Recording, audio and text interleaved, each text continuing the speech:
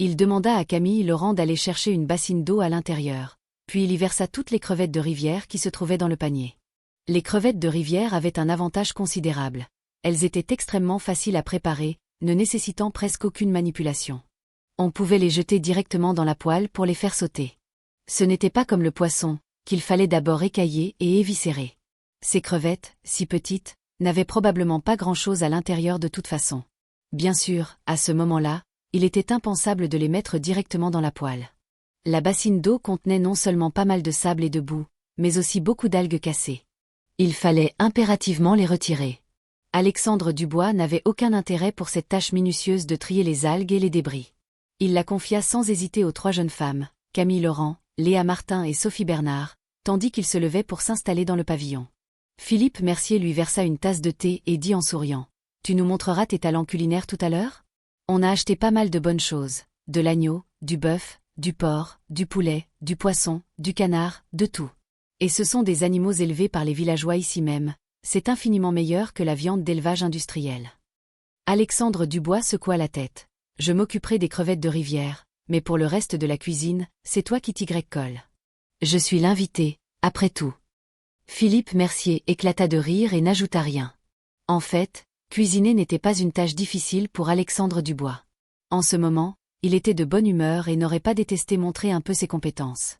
Mais il ne voulait pas le faire, principalement pour ne pas voler la vedette à Philippe Mercier. Ce dernier était réputé pour ses talents culinaires hors pair. S'il venait se pavaner ici, quel sens cela aurait-il ? Même si Philippe Mercier ne s'en souciait pas, lui, si. Il était déjà plus de midi. Philippe Mercier resta assis un moment, puis se rendit à la cuisine pour préparer le repas. Paul Moreau, comme à son habitude, l'assistait, aidant à allumer le feu et à alimenter le foyer. Quant à Antoine Leroy, il n'avait pas de tâche spécifique, mais il n'était pas non plus de trop. Il était alors en train de nourrir les 4 chiens de garde de la Maison Champignon. Dans le pavillon, seul Alexandre Dubois et Marcel Deschamps se toisaient du regard. « Monsieur Dubois, avec un si beau paysage, un si bel environnement, pourquoi ne raconterions-nous pas une histoire pour parfaire l'ambiance ?» dit Marcel Deschamps en souriant et en plissant les yeux. Alexandre Dubois s'étira et répondit : « Les gens sont en train de travailler, si tu es de bonne volonté, va donc leur donner un coup de main. » « On fait quoi ?» Marcel Deschamps se leva et suivit Alexandre Dubois. Alexandre Dubois s'approcha du tas de bois, ramassa la hache que l'équipe de production venait de préparer, la fit tourner dans sa main et dit : « On fend du bois. » Marcel Deschamps dit : « Alors, je vais rester là. » Alexandre Dubois posa la hache sur son épaule, les mains sur les hanches, et dit : « Non, tu tiens le bois. » Marcel Deschamps prit un morceau de bois, le posa sur le billot, puis, son visage rond exprimant la surprise, demanda : « Vous n'allez pas me demander de le tenir à main nue, n'est-ce pas ? » Alexandre Dubois rit : « Si tu peux le tenir avec ton visage, je n'ai rien contre. Ne bouge pas, tiens-le bien ferme. » Monsieur Dubois, calmez-vous un peu. » Le visage de Marcel Deschamps devint pâle et il hurla. Sa voix était vraiment un peu trop forte. Les quelques personnes dans la cour, y compris Philippe Mercier et Paul Moreau qui cuisinaient, regardèrent tous dans cette direction. Camille Laurent dit : « Que font-ils donc ? » Sophie Bernard rit. Marcel a vraiment un don inné pour l'humour, rien qu'à le voir, c'est déjà drôle, et tout ce qu'il fait est amusant. Près du tas de bois, Marcel Deschamps, l'air suppliant, dit : « Monsieur Dubois, notre fraternité n'est-elle pas solide ? Vous ne pouvez pas me faire ça. » Alexandre Dubois leva la hache, hocha la tête et dit : « Rassure-toi, tu dois me faire confiance, je ne te blesserai absolument pas. »« Non, impossible. » Cette fois, Marcel Deschamps fut directement effrayé et s'enfuit. Le fer de la hache était encore plus grand qu'une hache de pompier. Si elle s'abattait vraiment, sa main serait certainement coupée. Alexandre Dubois retint sa hache et dit : « Peux-tu avoir un peu confiance en moi ? » Marcel Deschamps recula en riant. « Ça, vraiment, je ne peux pas. Je vais plutôt trier les crevettes de rivière. En fait, bien que j'ai l'air grand et robuste, mon âme est très fragile, tu peux le voir dans mes yeux. » Léa Martin, debout à côté, rit et dit : « Maître Marcel, qu'est-ce qu'on peut bien voir dans vos yeux ? Moi, je ne vois rien du tout. Allez. » Petit Marcel fit une moue réprobatrice, puis tira une chaise et s'assit près de la bassine d'eau, disant : « Je pense que Léa Martin et Camille Laurent pourraient essayer. Ça ne testera pas seulement votre courage, mais aussi la confiance mutuelle entre vous et Monsieur Dubois. » Camille Laurent, qui triait les algues, rit et dit : « Nous n'avons pas besoin de test, nous avons déjà beaucoup de confiance les unes envers les autres. » Marcel Deschamps dit : Tu ne peux pas te contenter de le dire, tu dois passer la vraie épreuve. Léa Martin se leva soudainement, retira ses gants en plastique et dit « Allons-y, alors ». Sophie Bernard et Marcel Deschamps, assis près de la bassine, ouvrirent la bouche, l'air stupéfait. Sophie Bernard dit « Léa Martin, tu y vas vraiment ?» Marcel Deschamps leva le pouce et dit « Voilà une héroïne ». Léa Martin s'approcha d'Alexandre Dubois, leva son petit visage et dit « Je vais vous aider à le tenir, mais ne me coupez pas, s'il vous plaît. » Alexandre Dubois regarda la jolie jeune femme devant lui et dit « Tu devrais plutôt le lancer, je doute que tu puisses bien le tenir. » Le lança? Comment ça? Léa Martin cligna des yeux ronds et curieux. Alexandre Dubois dit « Tu as déjà vu du baseball. » Léa Martin hocha la tête. Alexandre Dubois dit « Fais comme si tu lançais une balle de baseball, jette le morceau de bois en l'air, c'est tout. » Léa Martin ouvrit la bouche et dit « Alors, est-ce que vous allez réussir à le couper ?» Alexandre Dubois posa la hache sur son épaule et dit « Contente-toi de le lancer, pourquoi te soucier de savoir si je le coupe ou non? » D'accord. Léa Martin prit un morceau de bois, le serra dans sa petite main, et le lança avec force en l'air. Paf! Le morceau de bois tomba au sol. Léa Martin, l'air abattu, dit « Pourquoi n'avez-vous pas coupé ?» Le visage d'Alexandre Dubois s'assombrit. « Peux-tu le lancer un peu plus haut? Ce n'est même pas à la hauteur de mes genoux. Comment veux-tu que je le coupe? Que je te coupe toi, plutôt? » Léa Martin fit la moue. « Vous n'avez pas dit à quelle hauteur, vous ne savez que me réprimander. » Léa Martin ramassa un autre morceau de bois. Cette fois, elle utilisa toute sa force, et le morceau de bois fut projeté en l'air. La hache qu'Alexandre Dubois portait à l'origine sur son épaule fut immédiatement brandie, la lame traçant un arc rapide et coupant en un clin d'œil. Tac! Les deux moitiés du morceau de bois tombèrent du ciel. Cette prouesse n'était en fait pas simple du tout. La précision était un véritable défi. Une personne normale ne réussirait même pas à le toucher, encore moins à le fendre en deux. Et la précision ne suffisait pas. La vitesse et la force étaient également très exigeantes. Car si la vitesse et la force étaient insuffisantes, le morceau de bois ne ferait que s'envoler, au lieu d'être fendu en deux. La difficulté élevée de l'action procura un sentiment d'émerveillement absolu. Camille Laurent, Sophie Bernard, Marcel Deschamps, assis près de la bassine d'eau à trier les algues, étaient bouche bée. Sophie Bernard murmura « Il est vraiment trop beau. » Marcel Deschamps dit « Ce n'est pas juste, le traitement est clairement différent. Pourquoi moi, j'ai dû le tenir à la main, et Léa Martin a pu le lancer? Si c'est comme ça, moi aussi, je peux le faire. » Camille Laurent rit 2 fois, retira ses gants et se leva, disant « Tu n'as pas ta chance maintenant, je vais m'amuser aussi. » Camille Laurent courut joyeusement, prit un morceau de bois et commença également à lancer. Vroom. Crec. Vroom. Crec. Le sifflement de la hache dans l'air et le bruit des bûches coupées résonnèrent successivement, entrecoupés par les applaudissements et les rires cristallins de Camille Laurent et Léa Martin. Les trois s'amusaient ensemble, formant leur propre équipe. Contrairement à la scène précédente sur la rivière, Paul Moreau ne se sentait pas trop seul cette fois, car Maître Philippe était à ses côtés. Monsieur Dubois est vraiment incroyable. Paul Moreau attisait le feu d'une main, et levait la tête de l'autre pour regarder dehors, le visage rempli d'admiration. En fait, lui et Alexandre Dubois n'avaient pas une grande différence d'âge, mais il avait l'impression que les deux étaient complètement différents. Sans parler d'autre chose, au moins sœur Camille et sœur Léa ne le suivraient pas partout comme ça. Il n'avait pas de mauvaises intentions envers Camille Laurent et Léa Martin. On peut juste dire que les belles femmes ont un attrait immense pour tout jeune homme. Sans espérer que quoi que ce soit se produise, être simplement entouré de telle beauté était déjà un bonheur immense et une source d'admiration. Philippe Mercier sourit et dit « Paul, souviens-toi, ce monde a toujours été injuste. Certaines personnes naissent avec une cuillère en argent dans la bouche, parées de soie et de brocart. D'autres doivent traverser d'innombrables difficultés et travailler dur pour obtenir ces mêmes choses.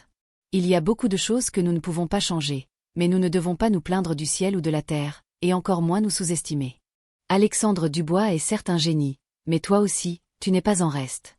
Pas besoin de se comparer aux autres, compare-toi à toi-même. Tant que tu peux t'assurer de progresser constamment, tes réalisations futures ne seront pas inférieures à celles de quiconque. » Paul Moreau hocha sérieusement la tête. « Je sais, Maître Philippe. » Dans la cour, Alexandre Dubois, Camille Laurent et Léa Martin s'amusaient gaiement. Marcel Deschamps se joignait également à l'animation, mais Alexandre Dubois le rejeta catégoriquement. Les bûches qu'il lançait, Alexandre Dubois ne daignait même pas les toucher. « Monsieur Dubois, vous favorisez trop la beauté au détriment de l'amitié. Je me sens profondément blessé par votre comportement. N'est-ce pas que notre expérience de vie commune sous le même toit n'est pas comparable à la leur? Marcel Deschamps, debout à côté, l'air plein de ressentiment. Sophie Bernard et Antoine Leroy, à côté, éclatèrent de rire. Alexandre Dubois dit à Camille Laurent et Léa Martin. Lancez-lui la bûche sur la tête, je vais vous montrer ce que c'est que de mourir au combat. D'accord. Camille Laurent et Léa Martin rirent en regardant Marcel Deschamps. Ce dernier s'empressa de crier et de s'enfuir. Arrêtez de plaisanter, arrêtez. Ce n'est pas une blague. Nous sommes une émission chaleureuse, nous refusons toute scène stimulante ou sanglante. Antoine Leroy rit. Regardez Marcel, il court plus vite qu'un lapin. Camille Laurent et Léa Martin furent également amusés. En réalité, ce travail était vraiment amusant. Un peu comme un jeu de « fruits ninja » en vrai. C'était spectaculaire, impressionnant et excitant, mais juste un peu fatigant. Les bûches de la maison champignon étaient toutes de la taille d'un bras d'adulte, longues de 14 ou 15 cm, et pas légères. En lancer une ou deux, ça allait, mais en lancer beaucoup était vraiment épuisant. À ce moment-là, Camille Laurent et Léa Martin étaient épuisés et en sueur. Non seulement fatigués, mais leur efficacité n'était pas très élevée. Les trois avaient travaillé ensemble toute la matinée, mais au final, elles n'avaient pas fait grand-chose. Chers amis, vous pouvez arrêter maintenant. Allez prendre une douche, le déjeuner est presque prêt. Antoine Leroy fit un tour dans la cuisine, puis sortit parler aux trois, Alexandre Dubois, Camille Laurent et Léa Martin. Les trois hochèrent la tête, posèrent la hache et le bois, et entrèrent ensemble dans la maison. Les deux jeunes femmes utilisèrent les toilettes à l'étage, Alexandre Dubois, bien sûr, celle du rez-de-chaussée. Il fut aussi rapide que d'habitude pour sa douche. Une fois douché, il prit ses vêtements de rechange à l'étage, prêt à les ranger dans sa valise. Camille Laurent, qui était assise sur son lit dans sa chambre en train de ranger sa valise, aperçut Alexandre Dubois à travers l'entrebâillement de la porte, se leva et s'accouda au cadre de la porte, son petit visage étonné. « Vous avez déjà fini de vous doucher ?» Alexandre Dubois hocha la tête. Camille Laurent dit « Vous êtes vraiment rapide. » Alexandre Dubois répondit « Combien de temps faut-il pour prendre une douche ?» Alexandre Dubois s'apprêtait à retourner dans sa chambre quand Camille Laurent courut soudain vers lui et dit « Attendez !» Camille Laurent, élégante et charmante, se tenait devant Alexandre Dubois, ses jambes fines et blanches bien droites, se haussant sur la pointe des pieds, sa petite main effleurant doucement l'arrière de l'oreille d'Alexandre Dubois, et dit en riant « Vous êtes rapide, c'est vrai, mais pourriez-vous être un peu plus sérieux ? Il y a encore du savon ici. » Ah bon. Alexandre Dubois, par réflexe, porta sa main à l'arrière de son oreille, et sans faire exprès, saisit juste la petite main de Camille Laurent. La fée céleste ne se déroba pas, se contenta de pincer les lèvres et leva son beau visage vers Alexandre Dubois. Alexandre Dubois, lui, réagit très vite, relâcha immédiatement la petite main de Camille Laurent et dit « C'est peut-être sur ma main. » Alexandre Dubois retourna ensuite dans sa chambre. Camille Laurent pinça les lèvres, baissa la tête, frotta doucement le sol avec ses petits pieds chaussés de pantoufles, puis retourna elle aussi dans sa chambre. À midi, tout le monde mangea des nouilles mélangées à la sauce noire. On disait que c'était des nouilles à la sauce noire de l'ancienne capitale, avec des nouilles fermes et savoureuses, accompagnées de sauce, de concombres et d'oignons verts, c'était extrêmement appétissant. En été, manger était une torture, surtout à midi, quand il faisait chaud. Beaucoup de gens n'avaient pas envie de manger. À ce moment-là, manger de la viande ou du poisson n'était pas un plaisir, mais purement une souffrance. Les nouilles à la sauce noire étaient, en revanche, un peu plus appropriées. Au moins, tout le monde dans la maison champignon les mangea avec plaisir. Après le repas, plusieurs personnes lavèrent ensemble la vaisselle. Léa Martin, regardant la bassine posée dans le coin du mur, dit à Alexandre Dubois « Quand est-ce qu'on mange les crevettes de rivière ?» Elle se souvenait encore avec envie des crevettes de rivière sautées qu'il lui avait promises. Alexandre Dubois s'appuya sur sa chaise et dit « On les mangera ce soir. On vient de finir de manger, on ne pourrait pas parler d'autre chose ?» Léa Martin s'assit à côté d'Alexandre Dubois, ses jambes blanches croisées, et dit « Le problème, c'est que c'est le fruit de mon travail, bien sûr que je m'y intéresse. » Vous n'avez pas attrapé de poisson ? Pourquoi vous focalisez-vous sur les crevettes de rivière ? Demanda Marcel Deschamps. Camille Laurent, assise de l'autre côté d'Alexandre Dubois, repoussa les mèches de cheveux soufflées par le vent sur son front et dit « Il y a très peu de poissons dans la rivière, on n'en a attrapé que quelques-uns, et ils étaient très petits, juste ça. » Camille Laurent gesticula un peu avec sa petite main blanche et délicate, on les a relâchés. Paul Moreau dit « On a aussi attrapé des grenouilles et des crapauds, il y en avait beaucoup, en revanche. » Marcel Deschamps dit « J'ai le plus peur des crapauds, les grenouilles ça va encore. Quand j'étais petit, j'ai eu un traumatisme à ce sujet. » Alexandre Dubois dit, tu t'es fait attaquer par un crapaud. Ha ha ha. Tout le monde rit joyeusement. Marcel Deschamps raconta, c'était encore plus horrible que ça. J'étais aussi allé pêcher dans la rivière, j'avais une 12aine d'années. Pêcher, vous savez comment c'est, on met les 2 mains sous les pierres, puis on les soulève. Les mains rondes de Marcel Deschamps gesticulaient, je changeais de pierre constamment. Un jour, en soulevant une pierre, elle a bougé subitement, et elle était toute molle. Philippe Mercier rit, tu as attrapé un gros crapaud, c'est ça. Marcel Deschamps hocha la tête, grand comme un bol d'eau, et la tête était énorme. À ce moment-là, il était recroquevillé et immobile, je n'avais pas bien vu. Résultat, je l'ai attrapé directement. Cough, cough. Camille Laurent et Léa Martin imaginèrent la scène et ne purent s'empêcher de frissonner.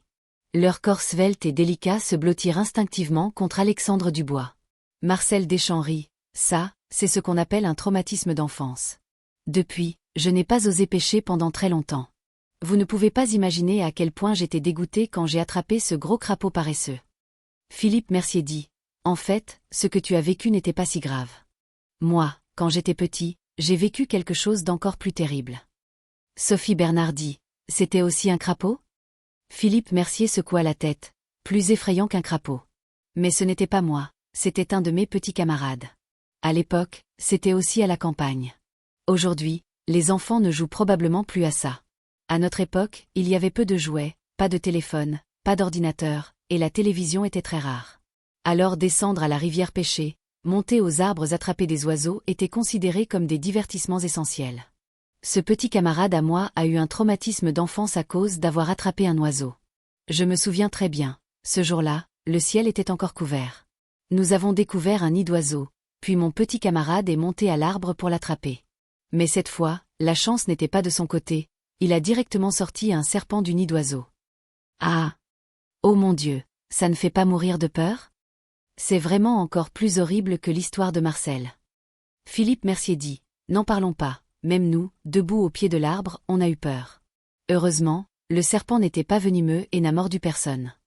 Camille Laurent posa son menton dans sa main, tourna la tête et regarda Alexandre Dubois. Vous avez un traumatisme d'enfance ? Alexandre Dubois secoua la tête. Non, je n'ai que des traumatismes d'adulte. Antoine Leroy rit. Il existe même un concept de traumatisme d'adulte ? Léa Martin cligna des yeux ronds et curieux. Racontez, s'il vous plaît. Alexandre Dubois dit. Non, je ne raconte pas. Pourquoi devrais-je vous raconter ? Oh, allez, racontez un peu, ne soyez pas si mesquin. Léa Martin s'accrocha au bras d'Alexandre Dubois, le secouant en faisant la moue. Alexandre Dubois retira délicatement son bras des courbes douces de Léa Martin, se gratta la nuque avec l'auriculaire et dit. Moi aussi, j'ai eu quelques démêlés avec les serpents. Alexandre Dubois raconta ensuite l'histoire où lui et Wang Bo avaient été retenus par un serpent pendant plus d'1 heure à Andian. Les quelques personnes présentes commencèrent par rire aux éclats, puis Camille Laurent demanda « Comment un hôtel à côté peut-il avoir un cobra ?» Alexandre Dubois haussa les épaules. « Comment le saurais-je » Léa Martin dit « Votre kung-fu est si puissant, pourquoi ne l'avez-vous pas combattu ?» Alexandre Dubois secoua la tête. « Vous ne comprenez pas. Les maîtres se défient souvent en un clin d'œil. Bien que nous nous soyons tenus en face l'un de l'autre à ce moment-là, semblant ne rien faire, en réalité, nous nous sommes déjà affrontés avec notre aura. Ce genre de confrontation est plus dangereux, elle touche l'esprit, l'âme. Si l'un des côtés est blessé, au mieux, il devient stupide, au pire, il perd la vie. Camille Laurent ouvrit la bouche, l'air étonné, vraiment. C'est une blague, vous croyez ça, vous êtes bête ou quoi ? Ah ! Tout le monde éclata de rire.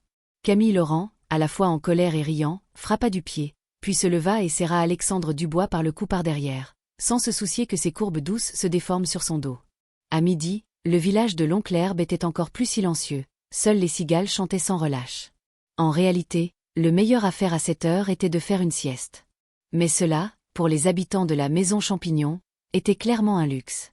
L'émission était certes décontractée, sans jeu de compétition, mais même si elle était détendue et spontanée, même sans script, ils ne pouvaient pas se contenter d'aller se coucher directement. S'ils faisaient la sieste, que regarderaient les téléspectateurs ? Les verraient-ils dormir ? C'était la pression de la diffusion en direct. Si c'était un enregistrement, ce serait moins grave. Ils pourraient faire une sieste et reprendre le tournage une fois réveillés. Mais la diffusion en direct ne laissait aucune marge de manœuvre. Alors, Les quelques personnes ne pouvaient que faire des efforts et continuer à bavarder dans le pavillon. Ils parlaient de tout et de rien, de ce qui leur venait à l'esprit, pourvu que ce ne soit pas ennuyeux. D'une part, c'était pour le public, et d'autre part, s'ils ne bavardaient pas, ils seraient encore plus somnolents, et eux-mêmes ne le supporteraient pas. Alexandre Dubois était une exception. Ne le regardez pas s'être levé le plus tôt le matin, mais à ce moment-là, il était le plus en forme de tous, sans aucune somnolence. C'était aussi la puissance de la culture du QI. Non seulement elle renforçait le corps, mais elle améliorait également l'esprit et d'autres aspects. Laissez-moi vous raconter une histoire. Alexandre Dubois regarda les quelques personnes devant lui, visiblement très fatiguées, qui s'efforçaient encore de parler, réfléchit un instant et commença. Autant les aider un peu. Continuer à forcer la conversation comme ça devenait ennuyeux même pour lui. Vraiment? C'est super, monsieur Dubois, vous êtes mon sauveur. Vraiment, mes yeux sont sur le point de se fermer. Marcel Deschamps, qui piquait du nez, se réveilla immédiatement en entendant Alexandre Dubois, son visage rond rempli de gratitude. Sophie Bernard, la tête posée sur la table, rit, comme si tes yeux pouvaient s'ouvrir quand tu n'en as pas besoin. Léa Martin, le menton dans la main, les paupières déjà un peu lourdes, montra soudainement de l'intérêt et dit « Vous allez raconter le mineur et la lampe au fantôme ?» Alexandre Dubois secoua la tête. Beaucoup de spectateurs ont déjà entendu le mineur et la lampe au fantôme, et vos progressions sont différentes. Ou alors, laissez-moi vous raconter mes expériences de chasse aux fantômes dans le Xiangxi.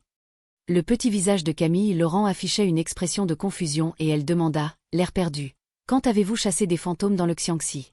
Vous n'avez pas seulement 20 ans cette année? Alexandre Dubois, la tête lasse, dit, sœur aînée, c'est une histoire, vous comprenez? Vous écoutez encore ou pas? Camille Laurent rit d'un air enjoué, sa petite tête se penchant naturellement sur le bras d'Alexandre Dubois. J'écoute, je promets de ne plus dire un mot. Alexandre Dubois tapota légèrement le front blanc et délicat de Camille Laurent, puis retira sa main. Espèce de mesquin. Camille Laurent se redressa, fit la moue en marmonnant, puis donna un léger coup de pied avec son petit pied blanc et délicat sur la cuisse d'Alexandre Dubois. Vous connaissez tous le métier de chasseur de fantômes dans le Xiangxi, n'est-ce pas? Le regard d'Alexandre Dubois balaya la foule, sa voix inchangée, mais son ton devint un peu sombre et grave. Philippe Mercier hocha la tête, j'en ai entendu parler. Sophie Bernard dit, est-ce que c'est comme dans les films de Hong Kong, un maître taoïste mène un groupe de zombies qui sautent à cloche-pied? Alexandre Dubois hocha la tête, puis secoua la tête. La forme est la même, mais les chasseurs de fantômes ne sont pas des maîtres taoïstes, et les maîtres taoïstes ne font pas ce travail. Notre métier de chasseur de fantômes a un nom spécialisé. Les autres nous appellent tous les maîtres des cadavres ambulants. Le maître des cadavres ambulants est l'un des métiers les plus humbles des 3 religions et 9 courants. Leur statut est équivalent à celui des mendiants. Les familles respectables ne feront pas ce métier. Seules les familles pauvres, qui n'ont pas de quoi manger, enverront leurs enfants apprendre à être maîtres des cadavres ambulants. Pour devenir un maître des cadavres ambulants officiels, il y a 3 conditions. Premièrement, il faut trouver un maître. Deuxièmement, il faut être courageux. Troisièmement, il faut être laid. Vous n'êtes pas. Je me tais. Camille Laurent, par réflexe, intervint. Mais un regard d'Alexandre Dubois la fit se couvrir la bouche et se tenir droite, l'air très docile. L'histoire d'Alexandre Dubois était le clou du spectacle de « Sœur en fleurs ». Il y avait même beaucoup de spectateurs qui regardaient l'émission juste pour écouter Alexandre Dubois raconter des histoires.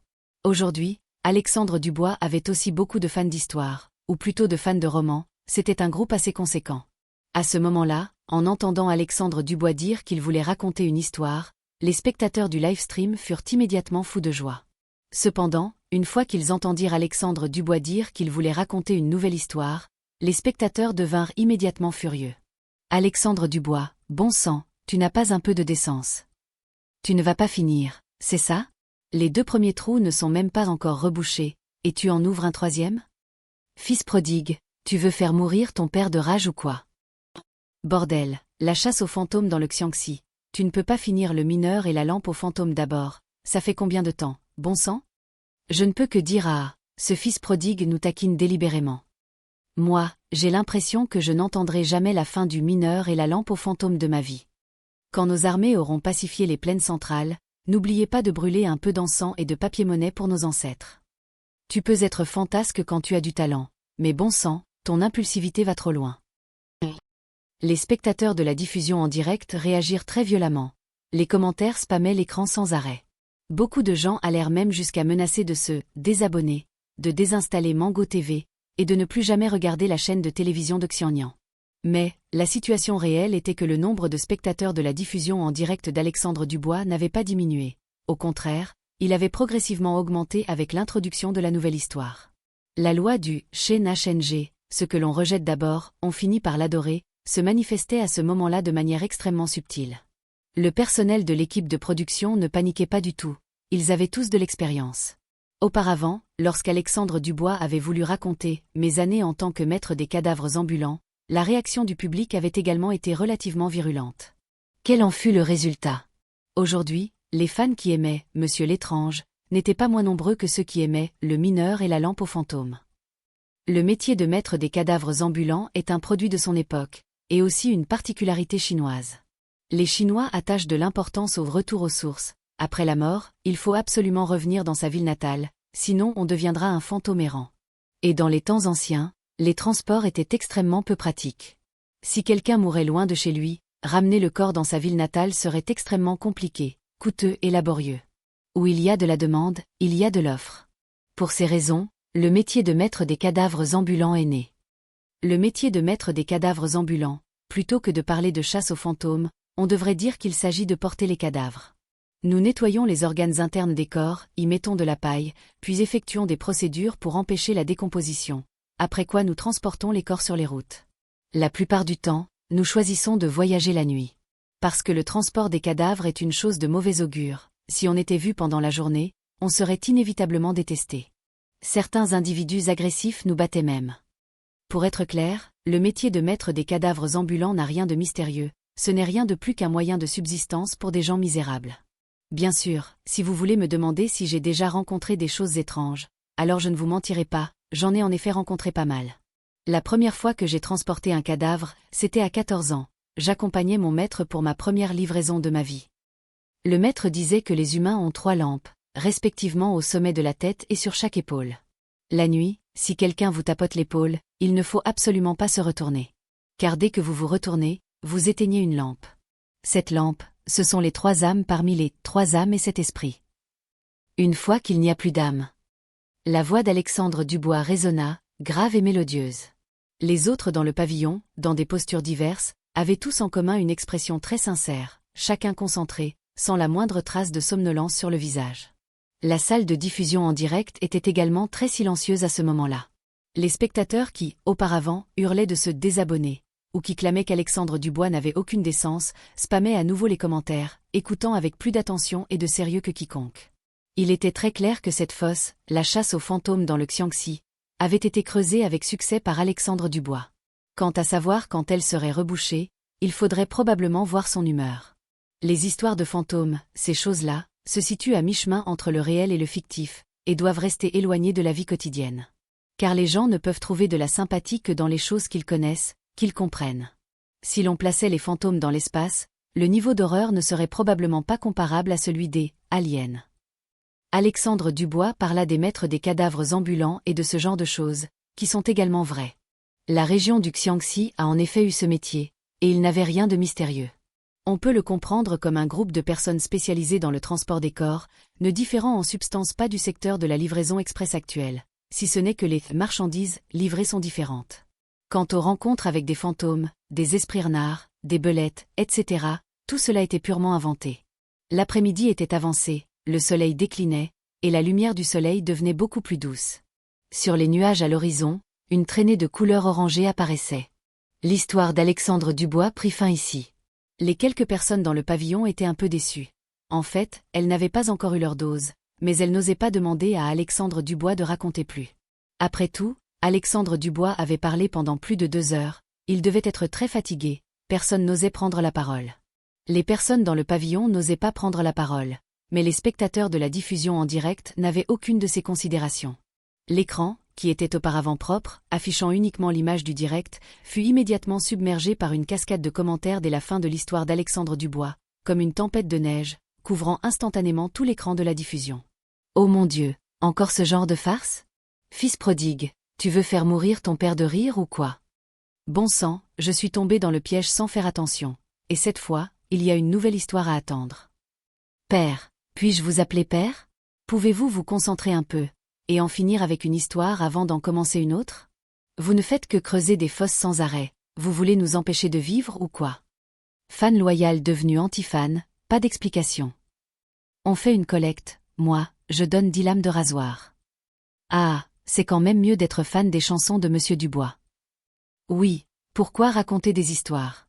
Écris de nouvelles chansons, ces quelques chansons, je les ai écoutées encore et je suis un peu lassée. La vie dans la maison Champignon était vraiment tranquille, et elle ne déméritait pas son nom de « vie rêvée ». En dehors des repas, c'était le jeu.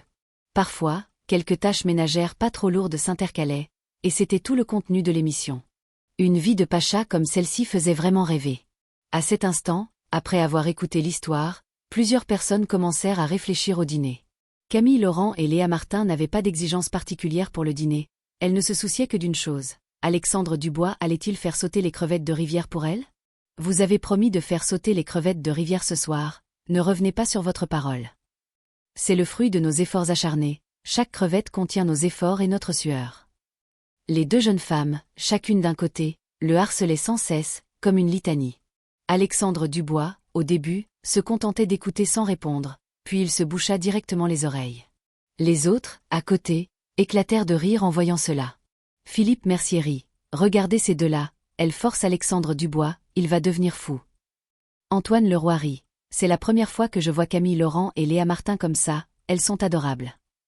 Sophie Bernard, assise à côté, ne dit rien, les deux mains soutenant son menton, un regard d'analyse scientifique dans les yeux.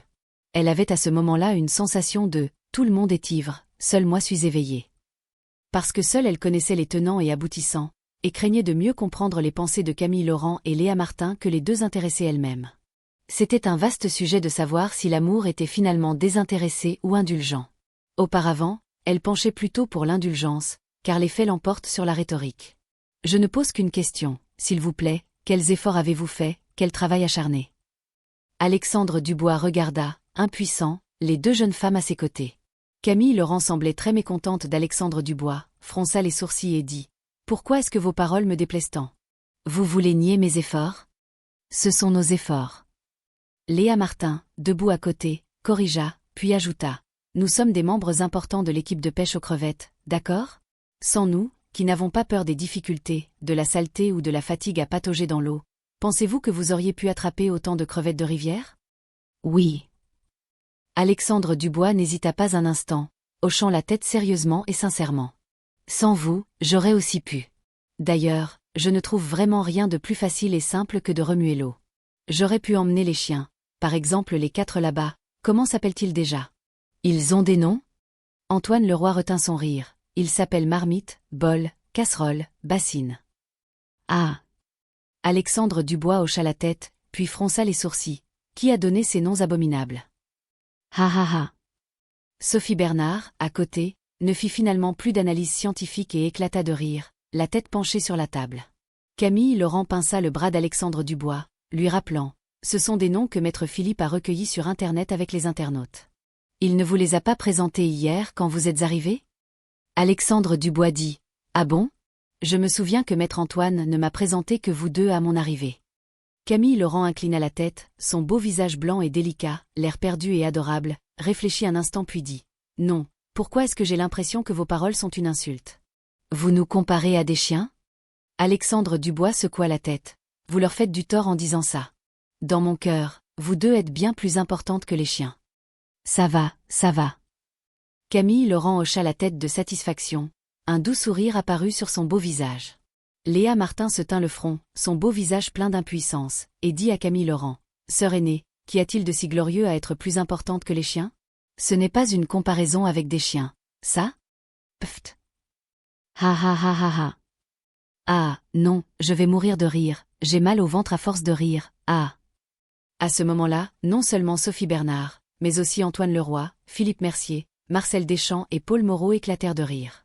Après un moment de plaisanterie, le soleil finit par se coucher derrière les montagnes. Philippe Mercier entra dans la cuisine et commença à préparer le dîner.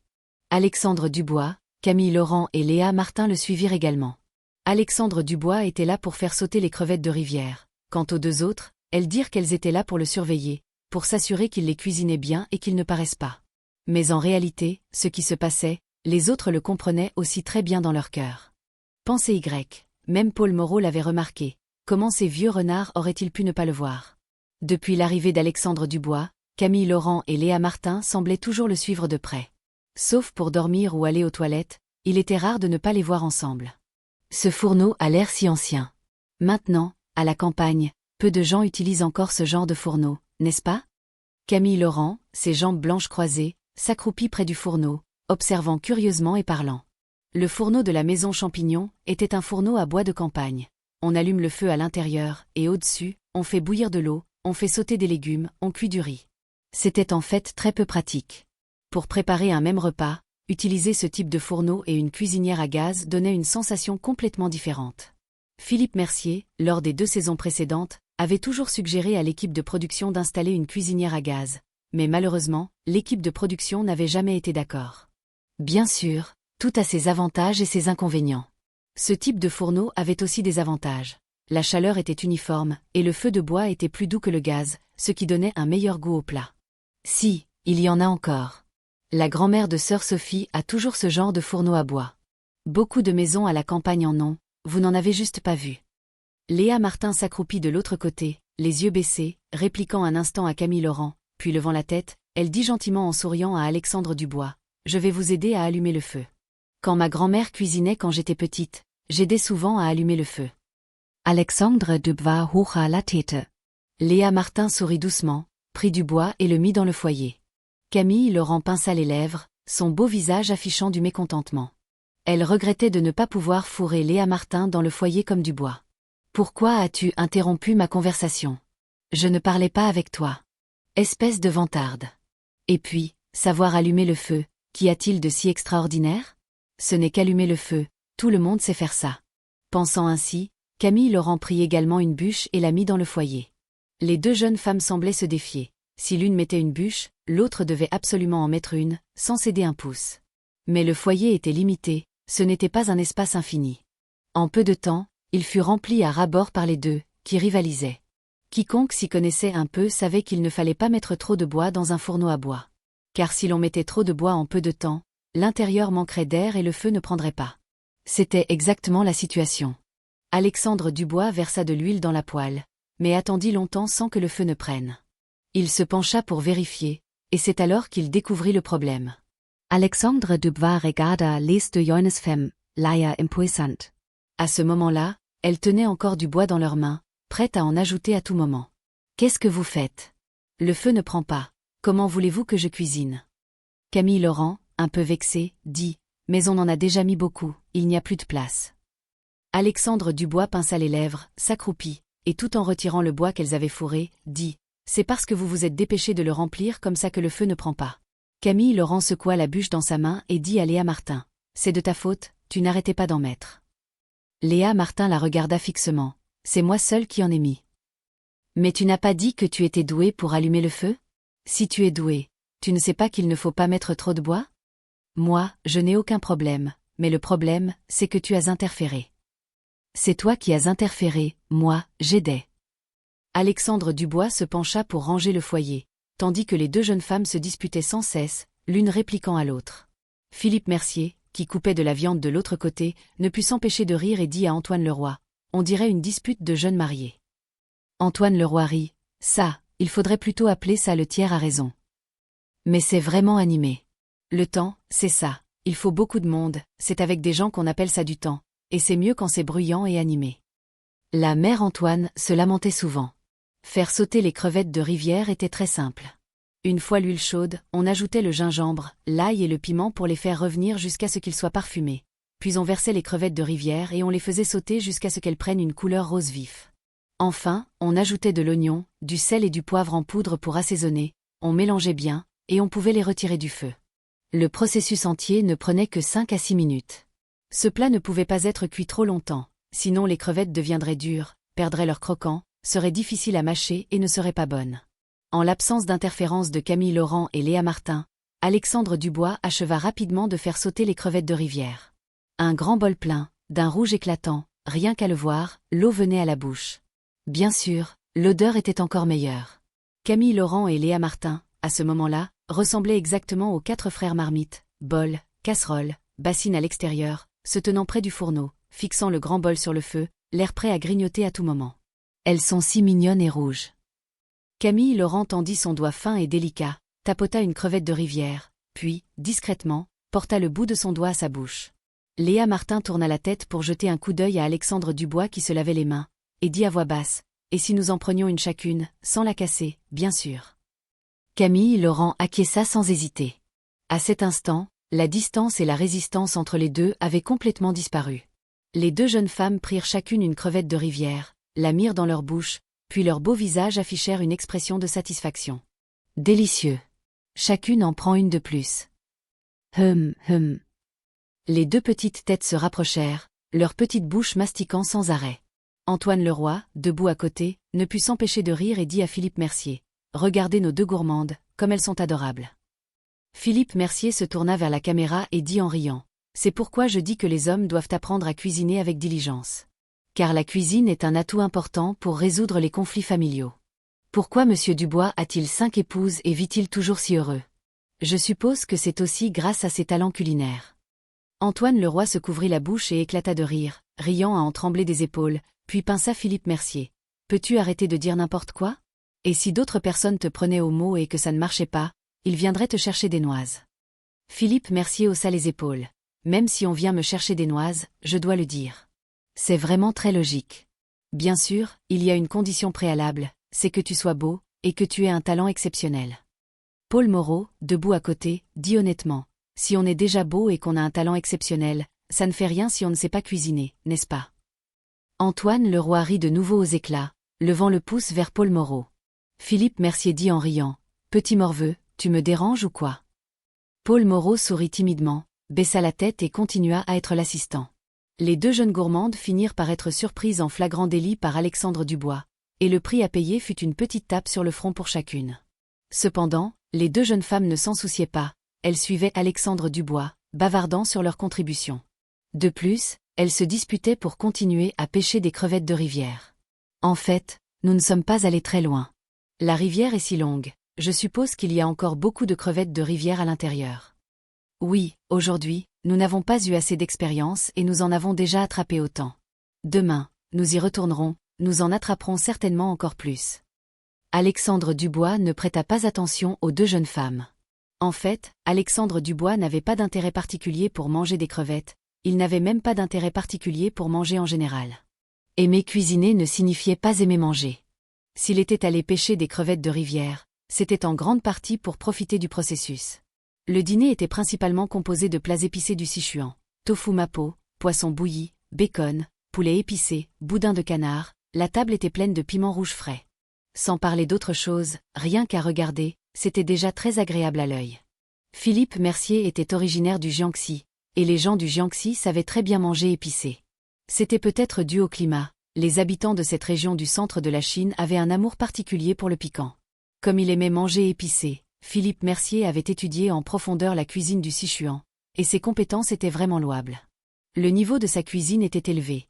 Il réalisait des plats qui atteignaient des sommets, on pouvait considérer cela comme une performance au-delà de la normale. Cependant, le plat le plus apprécié sur la table restait les crevettes de rivière sautées d'Alexandre Dubois. Après tout, qu'il s'agisse d'un niveau élevé ou d'un sommet, c'était toujours un cran en dessous du niveau de maître. C'était une différence de qualité qui ne pouvait même pas être compensée par l'assiduité et l'entraînement intensif.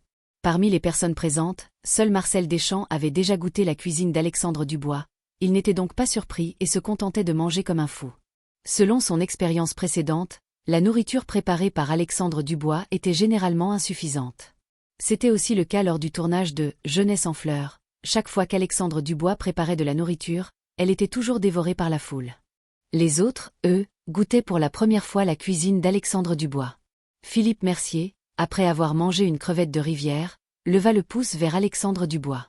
Ce n'était pas de la flatterie, mais une admiration sincère. Plus un plat est simple, plus il met à l'épreuve les talents du chef. Faire sauter des crevettes de rivière n'avait bien sûr rien de difficile. C'est précisément parce qu'il n'y avait pas de difficulté, que c'était trop simple, qu'il était difficile de le rendre délicieux, et que cela mettait vraiment à l'épreuve la compétence. Auparavant, Marcel Deschamps avait vanté les talents culinaires d'Alexandre Dubois, mais il n'avait pas cru. Si jeune, à seulement 20 ans, même s'il savait cuisiner, il n'avait appris que depuis quelques années. Ce n'est que maintenant qu'il réalisa soudain qu'Alexandre Dubois était un génie. Il n'y avait rien à comparer. Le talent, c'est comme tricher à un jeu, on ne peut absolument pas le compenser par des efforts. Même avec un entraînement intensif, un joueur de basket normal pourrait-il battre O'Neal sur un terrain? C'est ça, le talent. Délicieux. Oh, ce plat est si parfumé, plus on mâche, plus c'est bon. Demain, on retourne en pêcher, on veut en manger encore. Les autres ne réfléchissaient pas autant que Philippe Mercier, se concentrant uniquement sur le plaisir que leur procurait la nourriture, chacun mangeant la bouche pleine de graisse, le visage rayonnant. Avec le potentiel financier de ces personnes, ils avaient naturellement goûté à beaucoup de mets délicats. Mais à ce moment-là, sans exagération, ils avaient vraiment l'impression d'avoir vécu en vain auparavant. Il semblait que les plats qu'ils considéraient autrefois comme délicieux étaient bien inférieurs à ce bol de crevettes de rivière sautées devant eux. Un grand bol de crevettes de rivière sautées fut finalement dévoré. Après le repas, Marcel Deschamps, à moitié allongé sur sa chaise, tapota son ventre rond et soupira. J'envie vraiment Manon, Clara et les autres, de pouvoir manger de si bons plats tous les jours. Monsieur Dubois, et si je vous épousais aussi? Les personnes à côté éclatèrent de rire. Seuls Camille Laurent et Léa Martin eurent un sourire un peu forcé.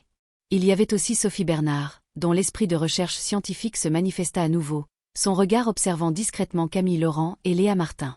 Très remarquablement, lorsque Marcel Deschamps mentionna Manon et Clara, le teint de ces deux jeunes femmes s'assombrit visiblement. Ah! Sophie Bernard ne put s'empêcher de soupirer intérieurement. Même elle se sentait peinée pour les deux jeunes femmes. Si elles n'étaient que toutes les deux, ce serait en fait plus simple. Au pire, les deux jeunes femmes seraient vraiment les épouses d'un même homme. Après tout, si elles voulaient se marier, elles pourraient vivre ensemble. Tant qu'elles pourraient accepter l'autre, se supporter mutuellement, il n'y aurait pas de problème. Mais la réalité était clairement bien plus complexe que cela. Sophie Bernard savait très bien que le problème actuel de Camille Laurent et Léa Martin ne venait pas d'elle-même, ni d'Alexandre Dubois, mais des 5 autres personnes de la famille Dubois. Après tout, Alexandre Dubois n'était pas célibataire, mais marié, et il était marié à pas moins de 5 épouses. Si les 5 autres étaient des personnes ordinaires, ce serait encore acceptable.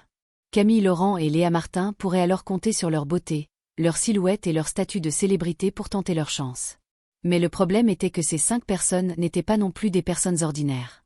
En termes de beauté, de silhouette, de notoriété, aucune des 5 n'était inférieure à Camille Laurent et Léa Martin. Par conséquent, cette affaire était très difficile à résoudre. C'était aussi la raison pour laquelle elle ne prenait pas Camille Laurent et Léa Martin au sérieux. Car elles devaient non seulement surmonter leurs propres barrières internes, supporter des sacrifices, mais aussi se battre avec les 5 autres avant d'avoir une chance d'entrer dans la famille Dubois. C'est Jacques le meilleur, après tout. La scientifique, Sophie Bernard réfléchit un long moment et arriva finalement à sa conclusion. Jacques, bien qu'il ne soit pas aussi éblouissant ou charismatique qu'Alexandre Dubois, l'emportait par sa sincérité et le fait qu'il n'appartenait qu'à elle seule. Le temps de ce soir n'était pas très favorable. Les quelques personnes dans la maison Champignon venaient de finir de ranger la vaisselle que le ciel s'obscurcit, puis un grand vent se leva. Moins de 10 minutes plus tard, de grosses gouttes de pluie, comme des haricots, commencèrent à tomber du ciel, à verse. Tout le monde rentra à l'intérieur. Avec un tel temps, il était naturellement impossible de faire des activités en extérieur, et rester dans le pavillon n'était pas non plus envisageable, à cause du vent fort et de la pluie battante.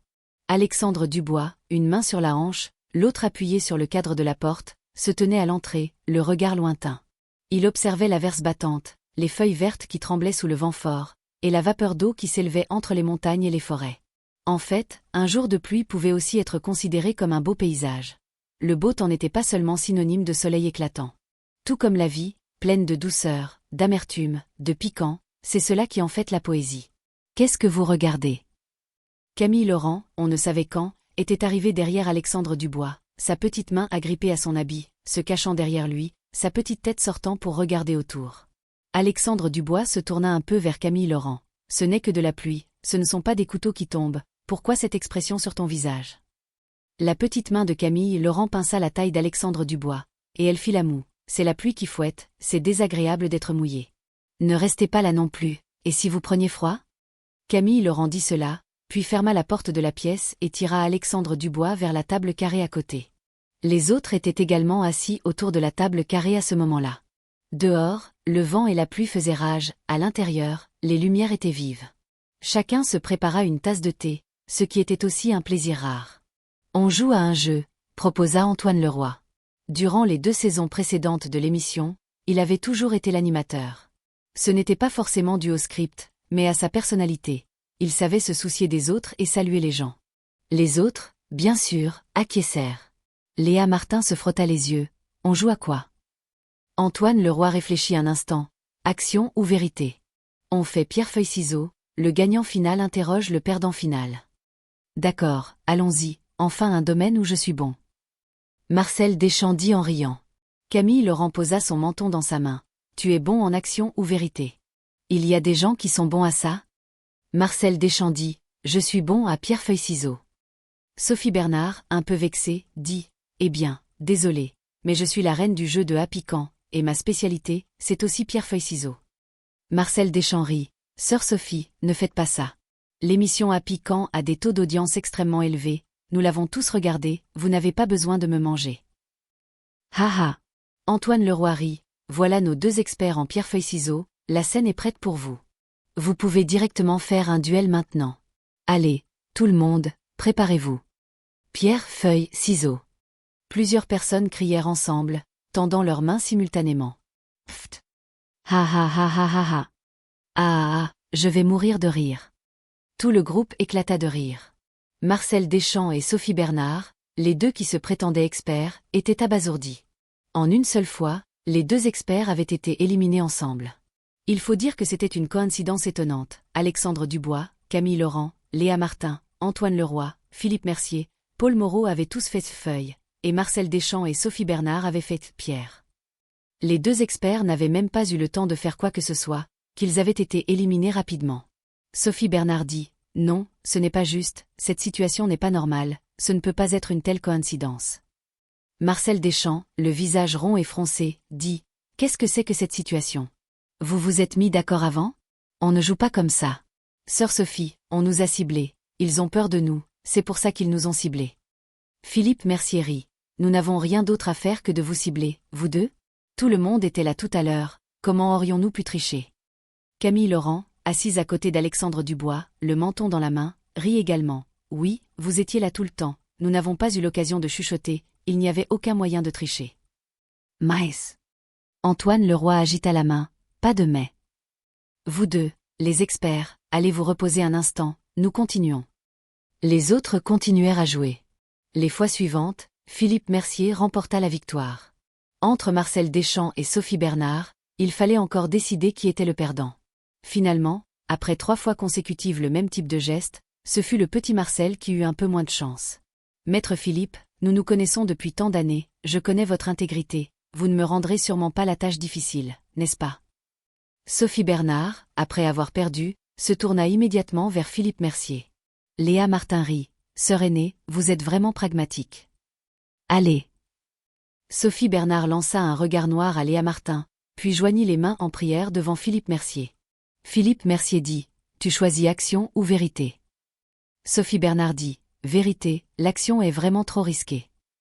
Philippe Mercier réfléchit un instant, puis demanda, qui trouves-tu plus beau entre Monsieur Dubois et ton mari Jacques? Oh, cette question est vraiment audacieuse. Sœur Sophie, n'oubliez pas de dire la vérité. Marcel Deschamps mit sa main devant sa bouche, l'air de se moquer. Antoine Leroy se couvrit également la bouche en riant. Cette question est diabolique, elle peut facilement provoquer des conflits familiaux. La réaction de Sophie Bernard fut au contraire très calme. Elle dit tranquillement, bien sûr, Monsieur Dubois est plus beau, il n'y a aucun doute là-dessus. Léa Martin, l'air étonné, dit, alors, sœur Sophie ne va pas rentrer chez elle? Attention, vous pourriez avoir à vous agenouiller sur la planche à laver en rentrant. Ah, rirent les autres à côté. Sophie Bernard dit, c'est la vérité, c'est ma vérité. Objectivement, Monsieur Dubois est en effet plus beau que Jacques. Mais même si Monsieur Dubois est beau, il n'est pas à moi. Quant à Jacques, même s'il n'est pas aussi beau que Monsieur Dubois, il est le seul pour moi, personne ne peut le remplacer. Allez, on continue. Sophie Bernard agita la main en appelant. Ayant perdu une manche, elle voulait à tout prix regagner son honneur. Tout le monde continua à jouer, il y eut des gagnants et des perdants. Les perdants choisirent également la vérité. Elle, action, étant relativement trop éreintante, il valait mieux répondre simplement aux questions. De toute façon, le gagnant ne poserait pas de questions trop difficiles à répondre ou trop embarrassantes. Après tout, ce n'était qu'un jeu entre amis, et en plus, il tournait une émission en direct, Il était impensable de faire quelque chose d'excessif qui pourrait faire perdre la face à quelqu'un. Marcel Deschamps demandant à Paul Moreau quand avait eu lieu son premier baiser était déjà considéré comme la question la plus privée et la plus dramatique de la journée. 7e tour. Ah, j'ai gagné. Camille Laurent frappa de sa petite main blanche et délicate, l'air extrêmement excité, puis son regard se tourna vers Alexandre Dubois, à côté d'elle. Cette fois, Alexandre Dubois était le dernier perdant. Camille Laurent pinça les lèvres, le visage débordant de joie, mais elle était aussi un peu nerveuse. Peut-être, à cause de la question qu'elle voulait poser. Bien qu'il soit en direct, bien qu'il y ait beaucoup de choses inappropriées, elle voulait quand même poser la question qui la préoccupait, l'intéressait, la rendait très nerveuse et très impatiente. Action ou vérité. Les beaux yeux de Camille Laurent brillaient en regardant Alexandre Dubois. Action. Camille Laurent. Scrooge. Sophie Bernard, à côté, se couvrit la bouche en riant, les autres souriaient également. Vraiment, l'expression abasourdie de Camille Laurent était trop adorable, à mourir de mignonnerie. Vous, pourquoi choisissez-vous l'action? Le visage de Camille Laurent était encore un peu figé. Tout le monde avait choisi la vérité, et jusqu'à présent, aucune action n'était apparue. Pourquoi, quand c'était votre tour, choisissez-vous l'action? Alexandre Dubois rétorqua. Pourquoi ne pourrais-je pas choisir l'action? Camille Laurent resta sans voix. C'était vrai, action ou vérité, on pouvait choisir l'un ou l'autre. Mais c'était trop injuste. Elle avait eu tant de mal à gagner une fois qu'il était perdant, pourquoi choisissait-il l'action? Choisissez la vérité, tout le monde choisit la vérité. Vous cassez l'ambiance du jeu. La fée Céleste devina qu'elle ne réussirait pas avec la fermeté. Sa petite main saisit le bras d'Alexandre Dubois et elle commença à le supplier d'une voix douce. Alexandre Dubois secoua la tête. Non, je choisis l'action. La vérité n'a rien d'intéressant.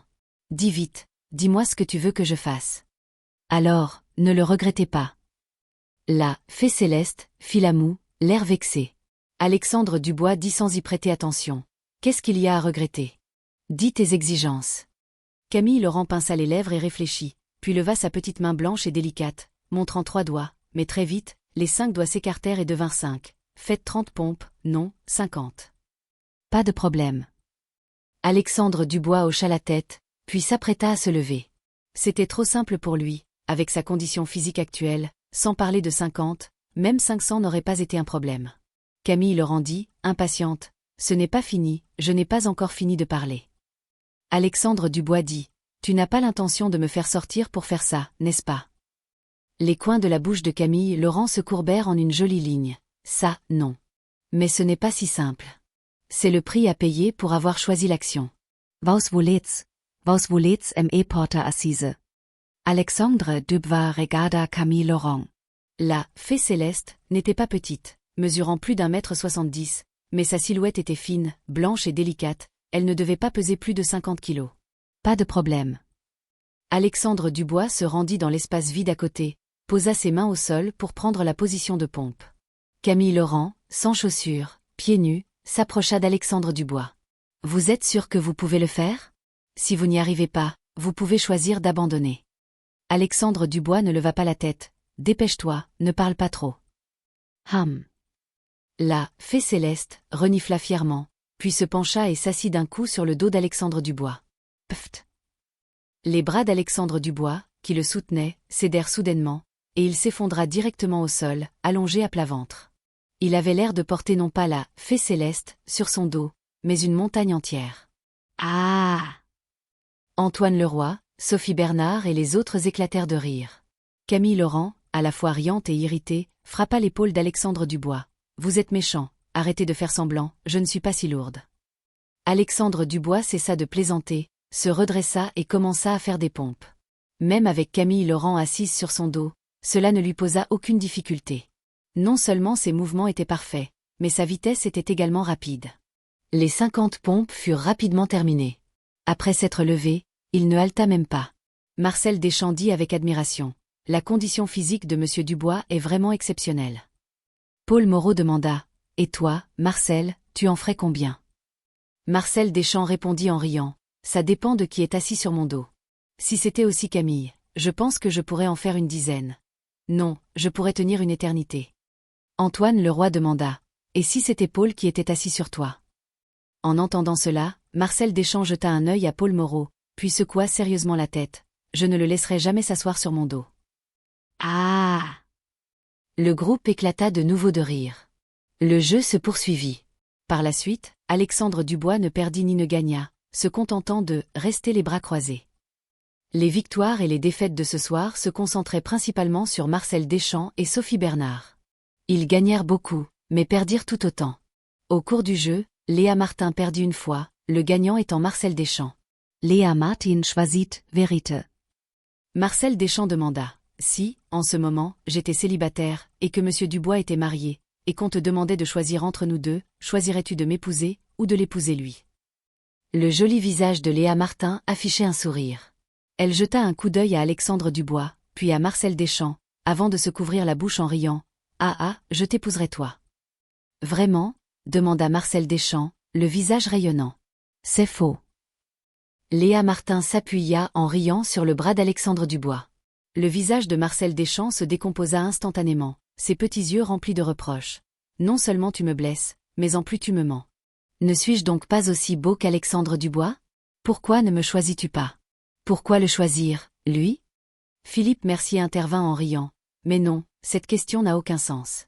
Par contre, j'aimerais bien savoir, Marcel, d'où te vient cette confiance pour dire que tu es plus beau que Monsieur Dubois? Tu es fou ou quoi? » Ah! Les autres se tordaient de rire. Le jeu se termina finalement dans une explosion de rire et de bonne humeur. Sans qu'on s'en rende compte, il était déjà 10h30. Dehors, la pluie tombait toujours, mais bien moins fort qu'auparavant. Le vent s'était calmé. Sous l'auvent, les gouttes de pluie tombaient en un cliquetis régulier. Le matin après la pluie était un peu brumeux. Un air frais et pur flottait dans les montagnes, comme dans un royaume féerique. La pluie avait probablement cessé à l'aube, à quelle heure exactement, impossible de le dire. En tout cas, quand Alexandre Dubois sortit, il ne pleuvait plus. L'air était très humide, très frais, avec une odeur de terre, un peu âcre mais pas désagréable, procurant au contraire un sentiment de familiarité. Alexandre Dubois s'étira et commença à se promener le long du petit chemin du village. Aujourd'hui, il ne s'était pas levé particulièrement tôt, seulement à 6h. À son réveil, la plupart des membres de l'équipe de production étaient déjà debout. Ses caméramens attitrés s'étaient naturellement levés aussi et le suivaient à présent. La jeune femme de l'équipe, la camarade Mademoiselle Wang, hésitait à parler. Après un long moment, elle dit à voix basse, « Monsieur Dubois, pourquoi ne pratiquez-vous plus vos arts martiaux ?» Alexandre Dubois répondit en marchant, « Pas envie. » Mademoiselle Wang insista, « Pourquoi pas envie ?» Alexandre Dubois répondit, « Il n'y a pas de pourquoi, pas envie, c'est tout. » Capricci ox. Pensa Mademoiselle Wang. En réalité, cela ne la surprenait pas, car les caprices d'Alexandre Dubois n'étaient pas nouveaux. Ceux qui connaissaient son caractère savaient qu'il était du genre à vivre selon ses propres envies, tout dépendait de son humeur.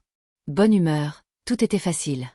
Mauvaise humeur, alors, n'en parlons même pas. Et le plus déconcertant, c'est que personne ne connaissait la logique derrière ces sautes d'humeur. Monsieur Dubois, aujourd'hui, de nombreux spectateurs se sont levés tôt exprès pour vous voir pratiquer. Tout le monde est très impatient. Mademoiselle Wang réfléchit un instant, puis ajouta.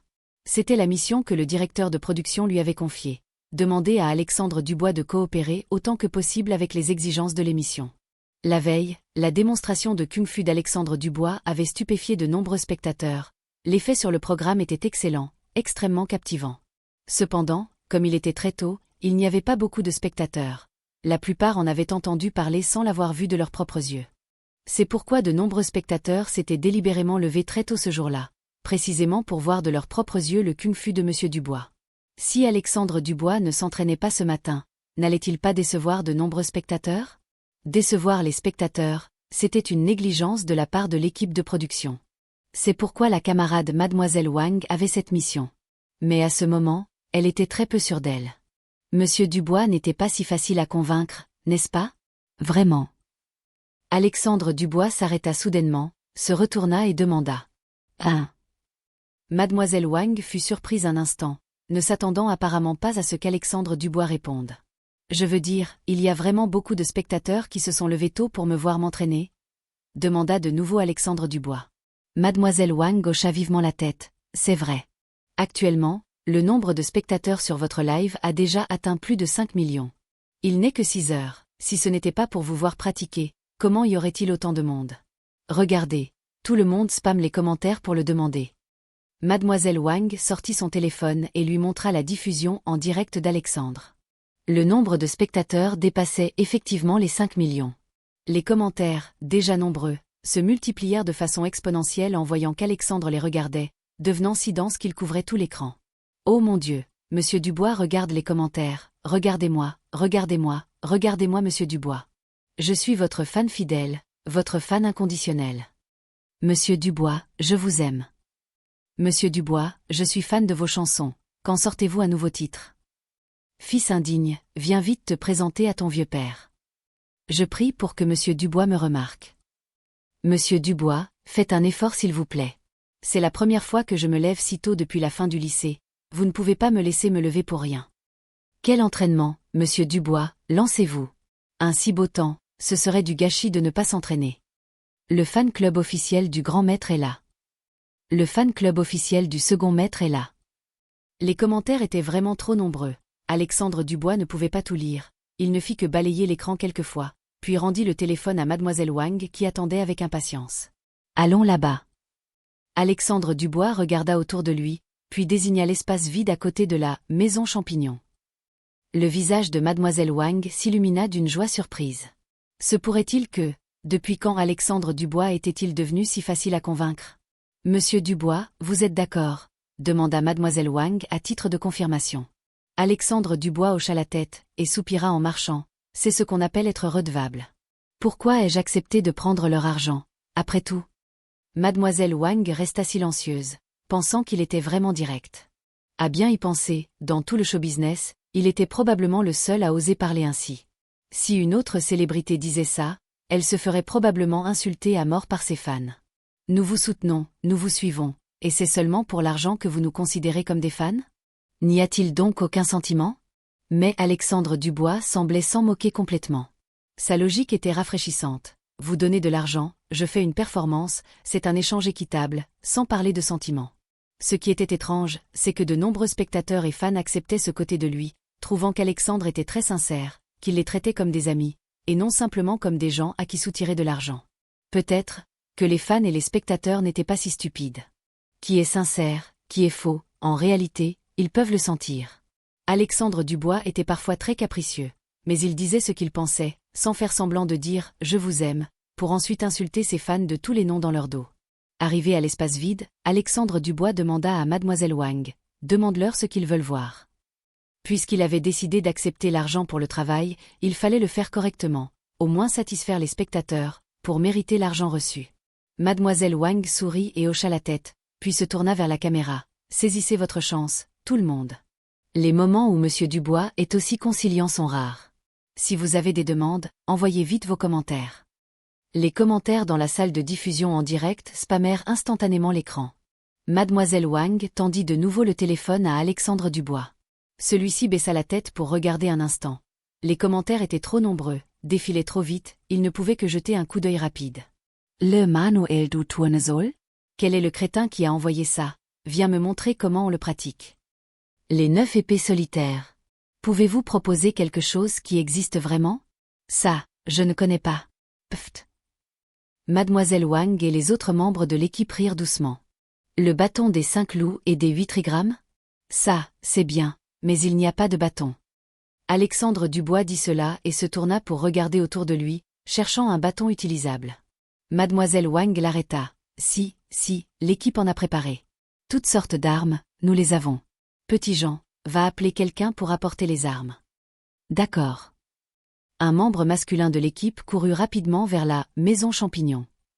Peu de temps après, un groupe de membres de l'équipe arriva, portant des sabres, des lances, des bâtons et des hallebardes. Alexandre Dubois, l'air étonné, vous avez même ça. Le directeur de production s'approcha. C'est justement préparé pour vous, Monsieur Dubois. Il faut toujours prévoir. Le directeur de production était de très bonne humeur. La veille, il n'avait pas vu de ses propres yeux l'entraînement d'Alexandre Dubois. C'est en regardant plus tard la vidéo filmée par un membre de l'équipe qu'il avait senti que ce serait l'un des points forts de l'émission. Il avait immédiatement demandé à ses subordonnés de contacter une société d'accessoires pour louer de nombreuses armes. Il ne s'attendait pas à ce qu'elles servent dès le lendemain. Les arts martiaux, ou plus précisément le kung-fu, suscite un sentiment particulier chez les Chinois. Surtout chez les hommes, on peut dire que chacun a plus ou moins eu un rêve de chevalerie, rêvant de devenir un jour un maître des arts martiaux, punissant le mal et aidant le bien. C'est pourquoi la Chine a ce genre de « film de wuxia » si caractéristique. Les films étrangers similaires ne sont pas appelés films de wuxia, mais films d'action. Le kung-fu chinois est aussi l'un des 4 trésors nationaux de la Chine, au même titre que la médecine traditionnelle, l'opéra de Pékin et la calligraphie. Les armes préparées par l'équipe de production étaient très complètes. La qualité, n'en parlons pas, ce n'était que des accessoires, les lames des sabres et des épées n'étaient pas affûtées. Alexandre Dubois prit un long bâton des mains d'un membre de l'équipe, le fit tourner dans sa main. Il semblait un peu léger, mais utilisable. Alors, commençons par le bâton des 5 loups et des 8 trigrammes. Après avoir dit cela, Alexandre Dubois enleva le t-shirt noir qu'il portait et le tendit à Mademoiselle Wang. Comme il avait plu la nuit précédente, le temps était un peu frais ce matin. En sortant, Alexandre Dubois n'avait pas mis de short, mais un pantalon long en lin, et portait une paire de baskets blanches. En enlevant son t-shirt, son torse se retrouva naturellement nu. Taille fine, épaules larges, une silhouette en V parfaite. Pectoraux, abdominaux, triceps, biceps, grand dorsal, ligne d'Apollon. Alexandre Dubois était le genre de personne typique qui a l'air mince tout habillé, mais qui est musclé une fois déshabillé. Les muscles saillants, en forme de gouttes d'eau, n'avaient rien de massif, mais étaient pleins d'une sensation de force et d'une beauté explosive. Waouh! Mademoiselle Wang, en prenant le t-shirt d'Alexandre Dubois, ne put s'empêcher de déglutir. Ça, le charme était un peu trop puissant. Oh mon Dieu, la silhouette de Monsieur Dubois est vraiment trop belle. Dans le pavillon de la Maison Champignon, Camille Laurent, Léa Martin, Sophie Bernard, Antoine Leroy et les autres se tenaient devant la balustrade. Marcel Deschamps, tout en regardant, ne put s'empêcher de s'exclamer. Ils avaient été réveillés par le personnel. Tout à l'heure, les membres de l'équipe criaient à tue-tête en cherchant les accessoires, le bruit était un peu fort. Curieux, ils s'étaient levés et avaient vu la scène qui se déroulait sous leurs yeux. C'est comme une œuvre d'art, s'exclama également Philippe Mercier. Camille Laurent, Léa Martin et Sophie Bernard ne dirent rien. L'humeur de Sophie Bernard, à cet instant, n'était pas différente de celle de Mademoiselle Wang. C'était une pure admiration pour la beauté physique. Oui, les femmes aussi aiment les beaux hommes. Dans cette situation, c'était presque comme un homme voyant soudainement passer devant lui un top modèle à la silhouette de rêve en bikini. Ne pas jeter un second regard, ne pas ressentir une pointe de désir instinctif, voilà ce qui serait étrange. Quant à Camille Laurent et Léa Martin, elles étaient un peu différentes de Sophie Bernard et de Mademoiselle Wang. Ce qu'elles pensaient à cet instant, c'était plutôt un sentiment d'injustice.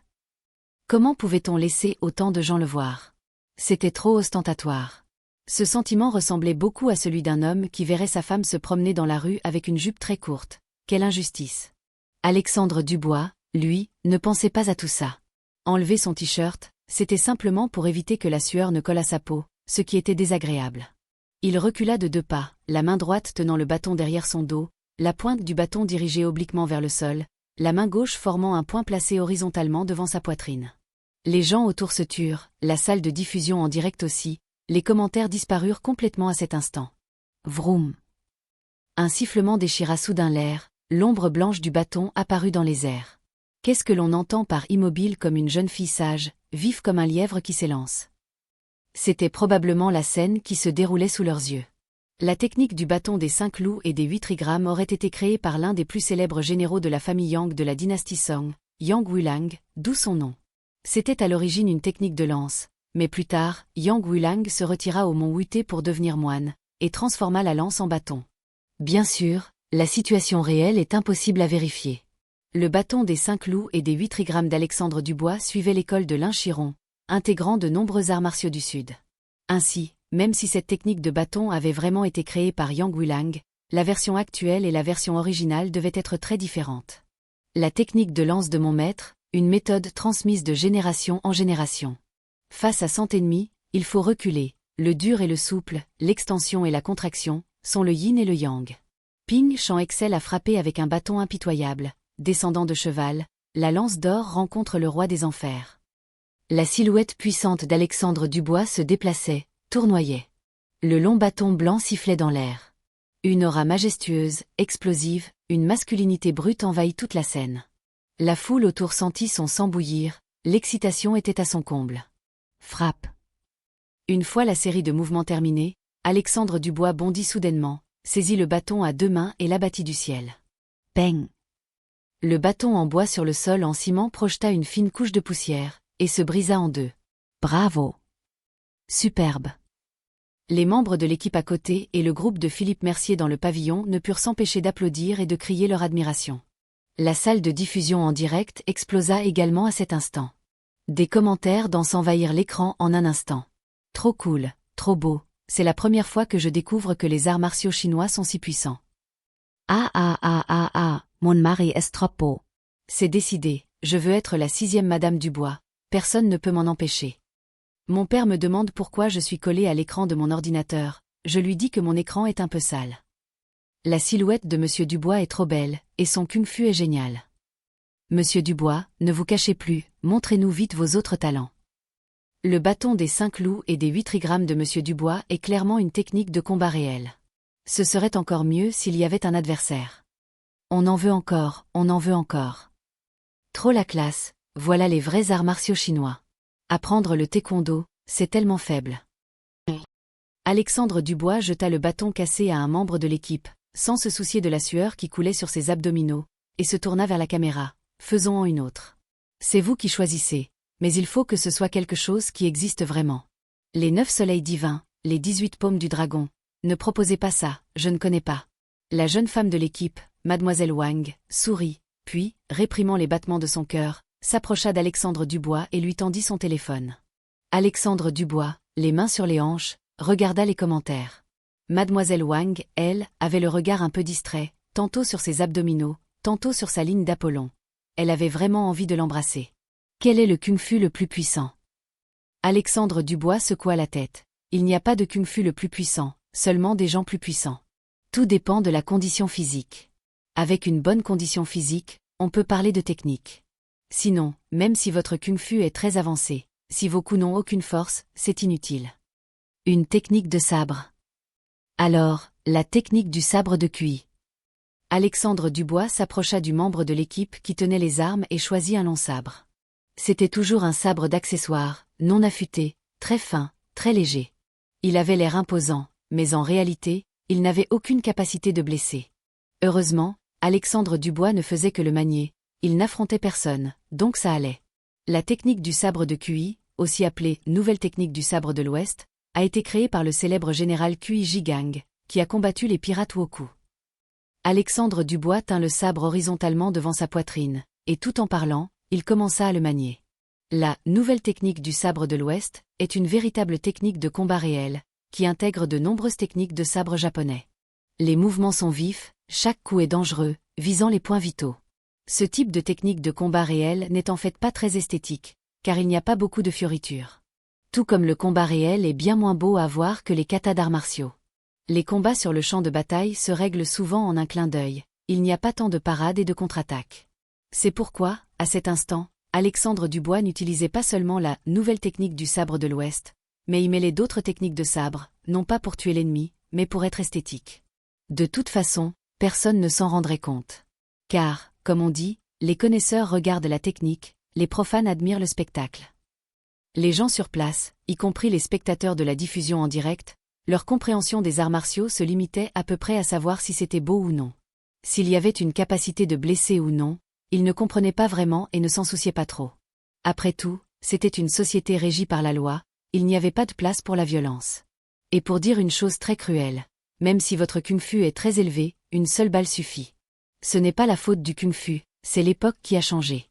Une fois la série de mouvements au sabre terminée, la scène fut de nouveau saluée par des acclamations et des applaudissements. Alexandre Dubois rendit le sabre à un membre de l'équipe, prit le t-shirt des mains de Mademoiselle Wang et dit à la caméra, « C'est tout pour aujourd'hui. J'ai beaucoup transpiré, c'est très désagréable, alors je vais prendre une douche. » Après avoir dit cela, Alexandre Dubois se retourna et se dirigea vers la « Maison Champignon », offrant aux spectateurs un dos large et puissant. Ce qui fit de nouveau lécher l'écran à de nombreuses fans féminines. C'était la première fois qu'elles sentaient que le dos d'un homme pouvait être aussi beau. Comme tout le monde s'était levé tôt aujourd'hui, le petit déjeuner fut également pris relativement tôt. Le temps qu'Alexandre Dubois prenne sa douche, se change et sorte de la salle de bain, Philippe Mercier avait déjà préparé le petit déjeuner. Toujours des nouilles de riz du Xiangxi. C'était le petit déjeuner standard le plus basique de la Maison Champignon. On ne savait pas combien cela avait coûté en publicité. Mais le goût n'était pas mauvais. De plus, ce n'était que le petit déjeuner. En manger plusieurs jours de suite était encore acceptable. Après le petit déjeuner, Camille Laurent et Léa Martin réclamèrent de nouveau d'aller pêcher. Les deux jeunes femmes avaient toujours cela en tête. Les crevettes de rivière de la veille n'avaient manifestement pas suffi.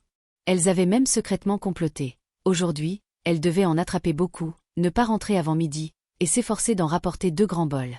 En fait, vous pourriez aller pêcher du poisson. Hier, vous avez pêché des crevettes, aujourd'hui encore, ce n'est pas ennuyeux ? Dit Philippe Mercier en tenant le chien Bûche-Folle dans ses bras. Camille Laurent répondit, mais il n'y a pas de poisson dans la rivière. Hier, nous avons cherché si longtemps, nous n'en avons trouvé que quelques-uns, et ils étaient minuscules. Antoine Leroy dit, petite sotte, pas besoin d'aller à la rivière pour pêcher. Juste devant la rizière de notre maison, il y en a, et ce sont tous de gros poissons. Une rizière. La fée Céleste n'avait vraiment aucune expérience de la vie à la campagne. Son joli visage était perplexe. Elle ne comprenait absolument pas ce que signifiait pêcher dans une rizière. Léa Martin, en revanche, comprenait un peu mieux. Ah, je sais, c'est l'élevage de poissons dans les rizières, n'est-ce pas?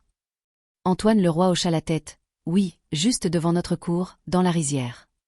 Les gens du Nord ne connaissent peut-être pas bien l'élevage de poissons dans les rizières, car les rizières y sont rares. Ce modèle est principalement concentré dans les régions de Lianghu, Chuanshu, Zhejiang et Jiangxi. On utilise l'eau des rizières pour élever des poissons, ce qui permet à la fois de récolter du poisson et d'utiliser les poissons pour manger les insectes nuisibles et les mauvaises herbes dans la rizière. Les excréments des poissons et le fait qu'ils fouillent la boue aident également à la décomposition des engrais, créant de bonnes conditions pour la croissance du riz. On peut dire que c'est faire d'une pierre deux coups. Camille Laurent comprit de quoi il s'agissait, mais son joli visage froncé ne se détendit pas. Mais je veux toujours manger des crevettes de rivière. Léa Martin réagit également. Ce qu'on pêchait n'était pas important, l'important était de manger des crevettes de rivière. Elle fut rarement d'accord avec Camille Laurent, mais cette fois, elle hocha la tête, on va quand même pêcher des crevettes, c'est bon les crevettes. Philippe Mercier secoua la tête en riant. Je ne sais pas à quoi pensent vos petites têtes. Vous êtes bêtes ou quoi? Le problème, ce sont les crevettes? Le problème, c'est Alexandre Dubois, non? Il cuisine bien les crevettes, est-ce qu'il ne cuisinerait pas bien le poisson? Les paroles de Philippe Mercier firent briller les yeux de Camille Laurent et Léa Martin. Il semblait que c'était bien ça, la logique. L'important, c'était le talent culinaire d'Alexandre Dubois. S'il pouvait rendre les crevettes aussi délicieuses, le poisson serait certainement tout aussi bon. De plus, il y avait encore plus de façons de cuisiner le poisson que les crevettes. Alors, on va pêcher du poisson. Oui, on va pêcher du poisson. Paul, où sont les cuissardes? Paul Moreau retourna dans la chambre pour prendre les cuissardes. Alors qu'il s'apprêtait à les enfiler, le directeur de production s'approcha soudainement. Monsieur Dubois, attendez un instant. Alexandre Dubois demanda, qu'y a-t-il? Le directeur de production sourit. Comme vous avez satisfait la demande des spectateurs ce matin, l'émission a décidé de vous offrir une récompense. Alexandre Dubois rit. Il y a même une récompense? Qu'est-ce que c'est? Le directeur de production secoua la tête. C'est une surprise. Je ne peux pas vous le dire pour l'instant. Veuillez venir par ici. Le directeur de production demanda à Alexandre Dubois de se rendre près de la balustrade du pavillon et de se tenir face à l'extérieur. Alexandre Dubois se retourna. Votre soi-disant surprise, ce n'est pas de me pousser en bas, n'est-ce pas? Le directeur de production répondit. Bien sûr que non. Restez simplement là. Votre surprise arrivera dans environ 5 ou 6 minutes. Directeur, est-ce qu'on a une surprise, nous? Marcel Deschamps courut à côté d'Alexandre Dubois, se tenant à ses côtés, et demanda. Le directeur de production ne dit rien et quitta la cour. Le visage rond de Marcel Deschamps s'affaissa immédiatement, ses petits yeux pleins de mécontentement. Les autres éclatèrent de rire. Sophie Bernard dit en riant, c'est trop blessant pour l'amour-propre. Petit Marcel, si j'étais toi, je ne le supporterais absolument pas. Marcel Deschamps fit la moue. Le monde est-il donc si cruel? Parce que je ne suis pas aussi beau que monsieur Dubois, on ne me parle même pas. Directeur, un vieil homme de 40 ans comme vous, l'apparence est-elle vraiment si importante à vos yeux? Ha ha ha. Les autres rirent de nouveau. Quelle surprise, il n'y a rien en bas. Alexandre Dubois ne bougeait pas de là, et Camille Laurent et Léa Martin n'étaient plus pressées d'aller pêcher.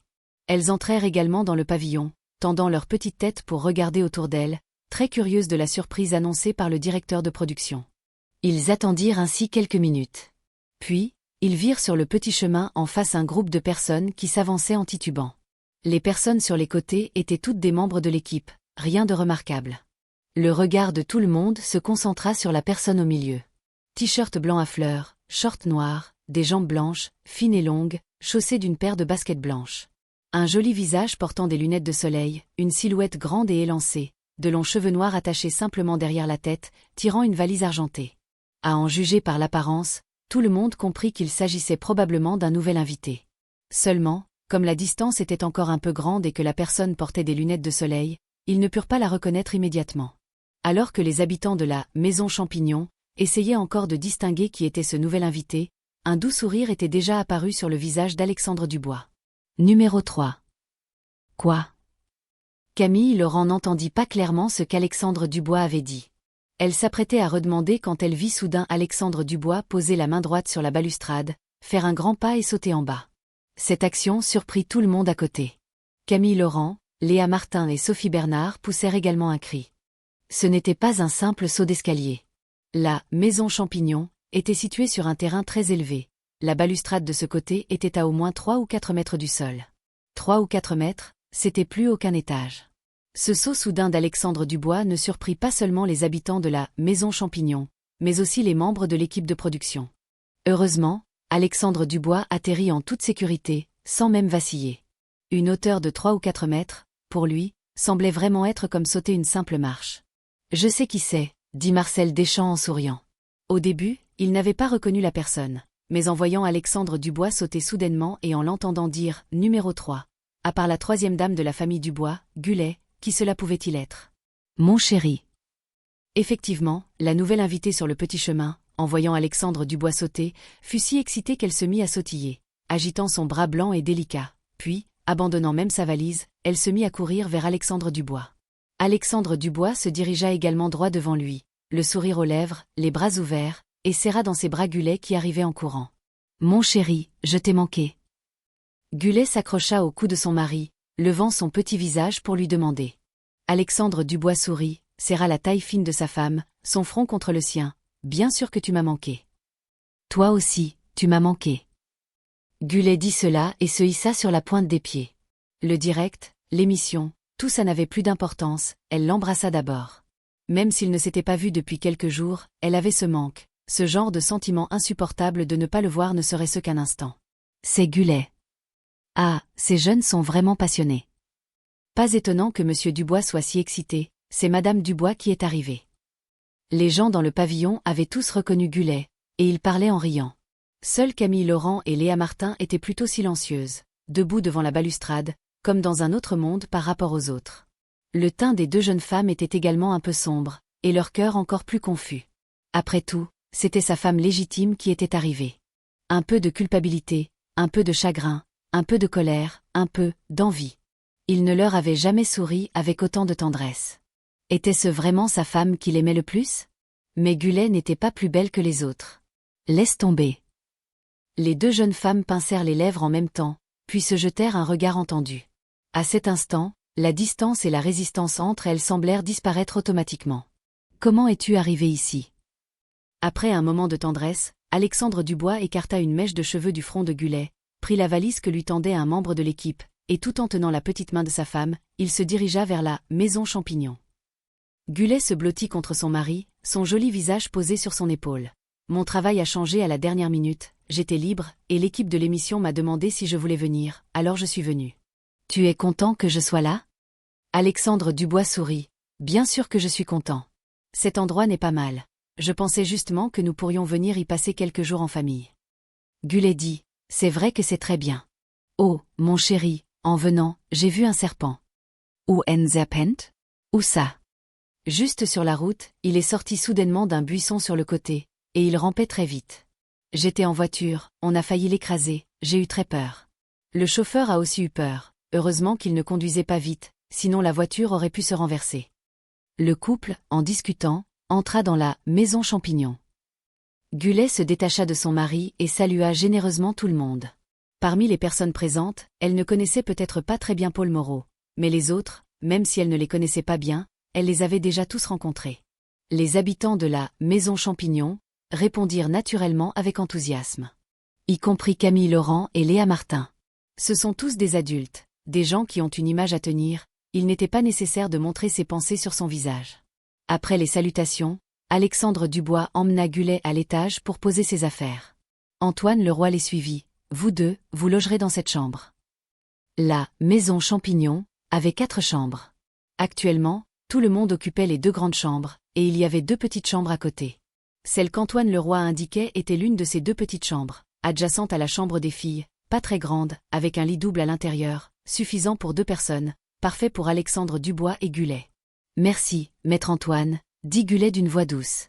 Elle voulait bien sûr être seule avec son mari. Pas de formalité entre nous. Antoine Leroy sourit, puis redescendit, ne restant pas pour jouer les trouble-fêtes. Un couple qui se retrouve a sûrement envie d'être seul un moment. Même le caméraman n'entra pas, laissant un peu d'intimité à Alexandre Dubois et Gullet. Gullet ferma la porte d'un geste, puis se retourna, ses jambes blanches croisées, appuyées contre la porte, souriant à son mari. Alexandre Dubois sourit, se jeta sur le lit et tendit les bras à Gullet.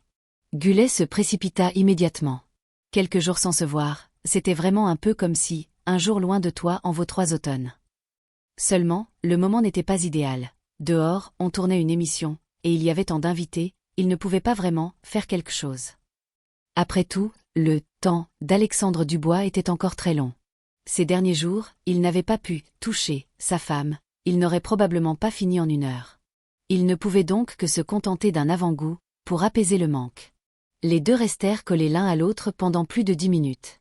Le temps que Gullet arrange les vêtements qu'Alexandre Dubois avait froissés, ils sortirent ensemble. Maître Philippe, y a-t-il quelque chose que je puisse faire? Gullet suivait Alexandre Dubois, sa petite main blanche posée sur l'épaule de son mari, descendant les escaliers en sautillant, et s'adressant à Philippe Mercier. Philippe Mercier dit en riant à Marcel Deschamps, « Marcel, regarde Gullet, elle vient d'arriver, n'a même pas bu une gorgée d'eau, et pense déjà à travailler. » Marcel des Amsret, impossible. Numéro 3 veut juste se montrer devant son mari, faire semblant d'être très vertueuse. Quand on tournait « Jeunesse en fleurs », je ne l'ai jamais vue aussi travailleuse. Bang! Gullet gloussa, puis, s'appuyant sur son mari, elle lança sa longue jambe blanche comme neige en un coup de pied dans le vide en direction de Marcel Deschamps. « On s'apprête à aller pêcher », dit Alexandre Dubois en enlaçant la taille fine de sa femme. Il emmena sa femme dans la cour et désigna la rizière en face de la maison Champignon, là-bas. Pêcher dans une rizière. Gullet n'avait manifestement pas beaucoup d'expérience de la vie à la campagne. Bien sûr, cela pouvait aussi être dû à des facteurs régionaux. Après tout, au Xinjiang, il n'y avait pas ce genre d'élevage de poissons dans les rizières, il n'était même pas certain qu'il y ait des rizières là-bas. Mère Antoine, à côté, expliqua patiemment à Gullet les rudiments. À ce propos, Antoine Leroy savait vraiment se soucier des autres. Il ne négligea pas Gullet sous prétexte qu'elle était la femme d'Alexandre Dubois. Son attention était sincère. L'homme le plus chaleureux du show-business n'était pas un titre usurpé. Waouh, on peut même élever des poissons dans les rizières? Il y a des insectes dedans? Gullet se hissa sur la pointe des pieds pour regarder devant elle. Alexandre Dubois dit, le riz n'est haut que comme ça, jusqu'où peuvent aller les insectes? Allons Ypsilon, allons Changer de Cuissardes. Paul Moreau avait déjà préparé les cuissardes. Gullet, Camille Laurent, Léa Martin et Marcel Deschamps commencèrent à les enfiler. Camille Laurent et Léa Martin n'avaient en fait pas l'intention de venir. Avant l'arrivée de Gullet, elles attendaient avec impatience la pêche. Mais à ce moment-là, elles semblaient soudainement ne plus avoir d'intérêt, pas d'attente, pas de curiosité, pas d'envie. Cependant, les 2 finirent par venir. Après avoir été si enthousiastes, dire soudainement qu'elles n'y allaient plus, tout le monde verrait que quelque chose n'allait pas. Et comme on tournait une émission, être trop rigide n'était pas une bonne chose. Mon chéri, pourquoi tu ne te changes pas? Après avoir été aidé par Alexandre Dubois, Gullet attacha la ceinture de ses cuissardes et se tourna pour lui demander. Alexandre Dubois secoua la tête, « Je n'aime pas porter ça. » Gullet dit, « Alors, tu ne vas pas dans l'eau. » Alexandre Dubois dit, « Si. » Pieds nus.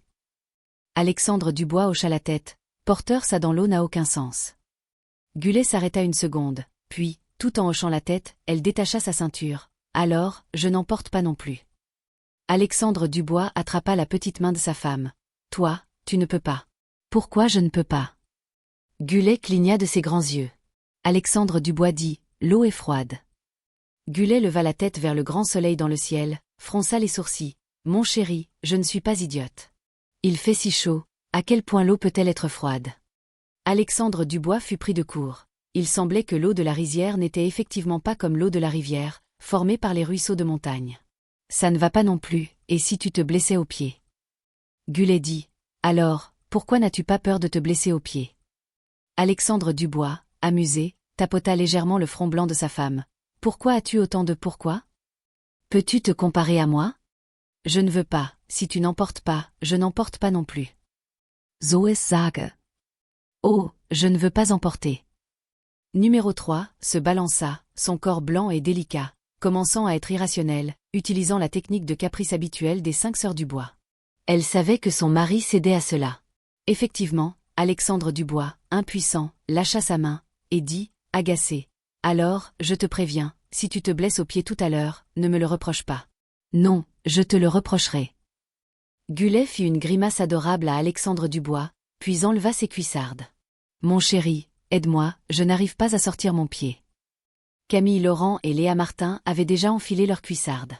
Aujourd'hui, Alexandre Dubois n'était pas là pour les aider à les étirer, il était occupé à choyer sa femme. Au début, Paul Moreau avait l'intention de s'avancer pour aider. Un homme, prendre soin des filles, c'est naturel, après tout, ce n'est qu'un petit geste. Mais le résultat fut un peu blessant, pour Paul, son ciel devint très sombre. Aujourd'hui, Camille Laurent et Léa Martin ne lui prêtèrent toujours aucune attention. Aujourd'hui, elles s'aidèrent mutuellement à attacher leur ceinture. Le pauvre Paul, la main déjà levée, ne put que se tourner vers Marcel, pour l'aider à ajuster ses cuissardes. Marcel avait encore un peu de conscience, il le remercia, ce qui apporta un peu de chaleur au cœur glacé de Paul. Les anciens disaient que le monde est impermanent. Il y a quelques heures à peine, Camille Laurent et Léa Martin ne se prêtaient aucune attention, mais à cet instant, elles se tenaient épaule contre épaule, regardant ensemble la rizière verdoyante devant elles.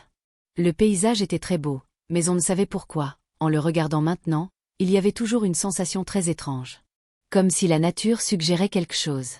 Elle sait vraiment se donner des airs, on dirait une petite fille qui fait sa mignonne.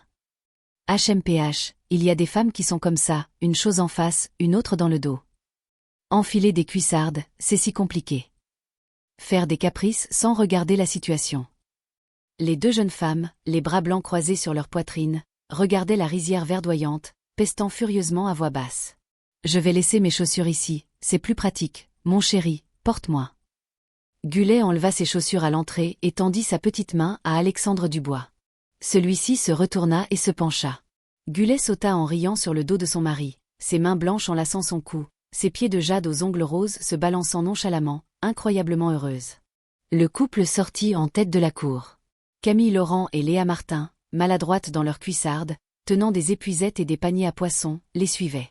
En voyant l'air joyeux de Gullet, inutile de dire à quel point elles étaient en colère. Elles regrettaient de ne pas pouvoir frapper violemment la nuque de Gullet avec leur épuisette. Chante, ma sœur, chante. La rizière devant la maison Champignon n'était pas grande, à peu près la taille d'un terrain de basket. Les rizières dans les montagnes ne sont pas comme dans les plaines, il est rare d'avoir de grandes parcelles contiguës, la plupart sont de petites parcelles dispersées comme celle-ci. Cependant, la taille n'avait pas d'importance pour Alexandre Dubois et les autres. Ils n'étaient là que pour pêcher, tant qu'il y avait du poisson, c'était suffisant. Fais attention, marche doucement, tu entends. Arrivé à la rizière, Alexandre Dubois déposa Gullet. Celle-ci, s'appuyant sur son mari, ne cessait de crier. Waouh, l'eau est vraiment froide. Mon pied semble s'enfoncer dans la boue. Mon chéri, aide-moi vite. Marcel Deschamps, à côté, dit, numéro 3, tu y arrives ou pas? Tu peux arrêter de nous ralentir? Gullet répondit. Je suis juste en train de m'habituer, j'en attraperai sûrement plus que toi. Gullet lâcha finalement la main de son mari et se mit à marcher lentement dans la rizière, cherchant en même temps. Mon chéri, il n'y a pas de poisson ici. Camille Laurent, Léa Martin et Marcel Deschamps cherchaient également attentivement. Alors que tout le monde cherchait sérieusement, une chose noire surgit soudain des pieds de Camille Laurent, éclaboussant de l'eau boueuse avant de s'éloigner en nageant.